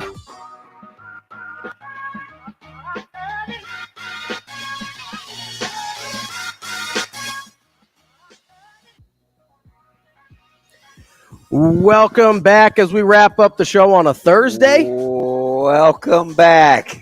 Listen, I've gotten better. Who am I? I just listen. Don't take anything I say seriously. It's all about a grain of salt. What's up, Cam Hayward on GFMB? Good morning. Oh, I thought he was at the Hurrdat Sports Bar and Grill. Came by to say hi. Oh, listen, I would leave. You would be going solo for about 10 minutes. You want to go hang out with Cam? Yeah, I'm a big Cam Hayward guy. Totally fair. Big Cam Hayward Ohio guy. State? Sure. I'm trying to remember. I don't know. Fantastic. Since he got to Pittsburgh. Different Cam. No, he's not. Are you sure he's not talking about Cam I'm Hayward? pretty sure. I'm almost positive. Yeah, gets to play with his little brother too. So it's all Pittsburgh all the time, right? Yeah, he now. went to Ohio State. Yeah. I just had to check. Yeah. So I wanted. I had your back. I mean, kind of. You were like after the initial. You were like, yeah, sure, why not? No, I said sure because I didn't know where you were going. I didn't know you meant like college you came from. Yeah, that's all I was doing. Oh, well, yeah. In my best Bruntz voice. Well, yeah. Well, I am listening to the show. No, I like to. I do this mental exercise sometimes where I try and I remember. You know, kind of test myself. I try and remember where guys went to college. And no, things that's like important. That. Like if ever we play like trivia games next week. I just like doing it. You know, when we play trivia, we should probably do that again, where we do the quarter. You know, either the NFL or the NBA or like the Immaculate Grids again. No, or the thing where you list off the quarterbacks. Yeah, the backfield. Ooh, yeah, that was fun. We'll do that, and you know what we're gonna do next week? Just a little tease for you guys. We might give away some stuff. Yeah. Give away some gift cards to the Hurrdat Sports Bar and Grill. And guess what we had the green light to do? What's that? We could put the amount, whatever amounts. That's true. They kind of gave it. They blank checked us a little bit. So can't believe Sasha let the inmates run the asylum. Yeah, for your $2,000 gift card to Hurrdat Sports Bar, let's play a game. Wait, is that too much? That might be a little high. It might be a little high. Imagining $2,000 worth of food. I probably could in like a month's time. I would say if you give me enough time, I could. Yeah, but not in like one sitting. Obviously, I could go 25 per visit. Oh yeah, easy. And no, I'm not talking about beers. I'm just talking about food. Oh, so no drinks. Yes, so you could buy you yourself go through $2,000 worth of food. I mean, in a month, probably not here, but I easily could. Oh, if we're not talking about exclusively at one restaurant, then I definitely go through $2,000 worth of food a month. So there's 30 days in a month. I mean, between me and my wife, that's not just I me. couldn't spend it here. No, there's no way. It'd be tough. There's no way. I mean, it's hard to. I mean, it's kind of like the prices are pretty reasonable. It's kind of hard to rack up a hefty bill here. You'd have to be drinking a lot. Yeah, it would have to be. There'd have to be a lot of It'd alcohol. have to be beverages. Yeah, because I come in here and because let's say you came here every day on a day after day, and you ate if it's $30 just you worth of food, you're still only at 1,500 if you came here every day, or not even 1,500, 900. Yeah, I don't know why I got 50 in my head because you've been around Jamie too long, our mathematician. That'd be a lot. You'd have to eat here basically 2 meals a day, every day at like $35 a pop, basically. Even if you ate here twice a day at 30 per, so 60 you're still. That's why I said 35. You're still only at $1,800. Yeah, you'd have to go like 35 a and pop there's twice no way a day. you'd eat $30 worth of lunch and $30 worth of dinner. That's what I mean. Like it'd be tough to do. But we're also not going to give away a $2,000 gift card, so it's not super important. Well, it was an exercise in math. That's all that was. Yeah, I wasn't a big math guy. I'm kind of surprised. Are you good with numbers? Really? You gonna go there? No, I thought you were. You're pretty good with stats. I'm good at stats. Like I'm not good at the calculus part of it. I'm really good with stats. Yeah, let me. Which are different types of math. Let me ask you something. Since Coach Rhule has experience with going from Connor Riley to PJ Walker and I think he had Zach Smith and Anu Solomon at Baylor before he settled in on Charlie Brewer. Yeah. Do you see this being a thing at Nebraska with the quarterback? Because there's a lot of hand-wringing over this week. How will a guy be perceived? How will a guy be – I'm not really – what will the crowd – like – I'm not really hand-wringing. I am curious to what they do. Okay. Like I'm curious how – because I do think both guys are going to play. I'm wondering who will take the first snap. That's the first thing, obviously. And then how they'll distribute snaps. Is it going to be, hey, Jeff Sims is healthy, we're only throwing Heinrich out there in specific packages, almost Wildcat type packages? Are you prepared to go full-fledged gimmick? Because if we do, I'll be upset. No, I'm not saying it's full-fledged gimmick, but it seemed like before the season, they had a package of plays for Heinrich Harburg to run. You saw him. Well, yeah, so we saw him at H-back. No, you talking about other than quarterback? No, I'm talking about just quarterback. Yeah, because you saw a lot of that package against Northern Illinois. Yeah, and I didn't. Another thing about Dave's comment that was kind of odd too is that offense didn't look a lot different. I didn't think so than what they were doing with Jeff Sims. Yeah, no, it was executed a little differently, but part of that's context, right? Opponent, home versus away, not to take anything away from. So Heinrich. I think the difference is because statistically it was very on. Yeah, especially the running game was very right in line with what they'd been doing. About 40-ish rushes, 200 plus. It was the yards. turnovers that were the difference. Yeah. So the offensive concepts were very similar. They just felt like when they were getting those packages ready for Harburg, that's what he did the best. Sure. And you saw with some of the passing opportunities he had, you could see why they gravitated towards the QB run game with him. Yeah. And they wanted to get him on the field because he was such a good athlete. So it didn't change a ton. No, and I'm wondering if it'll be that where, hey, we've got these package plays that we run for Heinrich, or if it's going to be more of a true, hey, you're going to get the first 2 series. So I just can't see that being the case. Well, that's fair. I don't know. I really don't. And I wouldn't even necessarily anticipate it, but I do think Is that what you want to see? No, not necessarily. Okay. Do you think does your sphere of influence want to see that? I think my sphere of influence wants to see Harburg again. Really? Just to see. Okay. Just if it was. Yeah, just to see if it was a one-off or an aberration or. Will you learn that against La Tech? Maybe, but I think you'll learn more just from sample size, right? Sample size gets bigger. I get the competition isn't the same level that Sims was facing, but I think they just want more data points on it, right? But I also think that if you're going to play Jeff Sims at all moving forward, that if he's healthy enough to go, you have to get him into this game. Because I don't think you just throwing him out there against Michigan is popular narrative of don't want it to be against Yeah, I don't want to throw him out there against Michigan cold. Like having not played in 3 weeks, 2 weeks. I'm just going to tell you, I hear a lot of people say that. It doesn't matter? Doesn't matter. It makes me uncomfortable. I'm not a Division I like if you, so I would say yes if he didn't have 30 some odd games under his belt and they didn't practice the way that they do. Does it matter at all? I'm not, is it more advantageous to get game experience? Sure. But is it a conversation point if he doesn't? I don't think so. For me, it's not even about the reps or the experience. It's the last thing he did was not positive. You want to get him some confidence? Yeah, I want to get him positive reps before going into a game against a buzzsaw. Like that's what it is for me. It's not, hey, he needs more seasoning. It's he needs to see the ball go in. Like for in basketball terms. More seasoning. You know what I mean? Yeah. Like I want him to see the ball go in. Kwame Brown or somebody? You need some of Mama's seasoning? No, Boy, he came and went, didn't he? He actually stuck around for like a decade. No. Kwame Brown? I'm talking about like his retorts on social media. Yeah. Okay. Yeah. I thought you were talking about his NBA career. His go-to line was whomever he was talking about, he would say, "You ain't had enough of Mama's seasoning, boy." I did not really participate in the Kwame Brown social media experience. I was not going to kid you. I was entertained. I mean, that's fair. You got to do what you got to do. Not quite like in the arena with Maximus Decimus Meridius. Whoa. Are you actually listening to the show? Look at that, right on the ball. But that's a different movie, but similar concept. Hey, you can't get cranked up to both of them, or what? I mean, no, I can. Give them nothing, but take from them everything. Wait till you catch wind of my pregame tomorrow before we take on Norfolk. Yeah. Are you guys hungry tonight?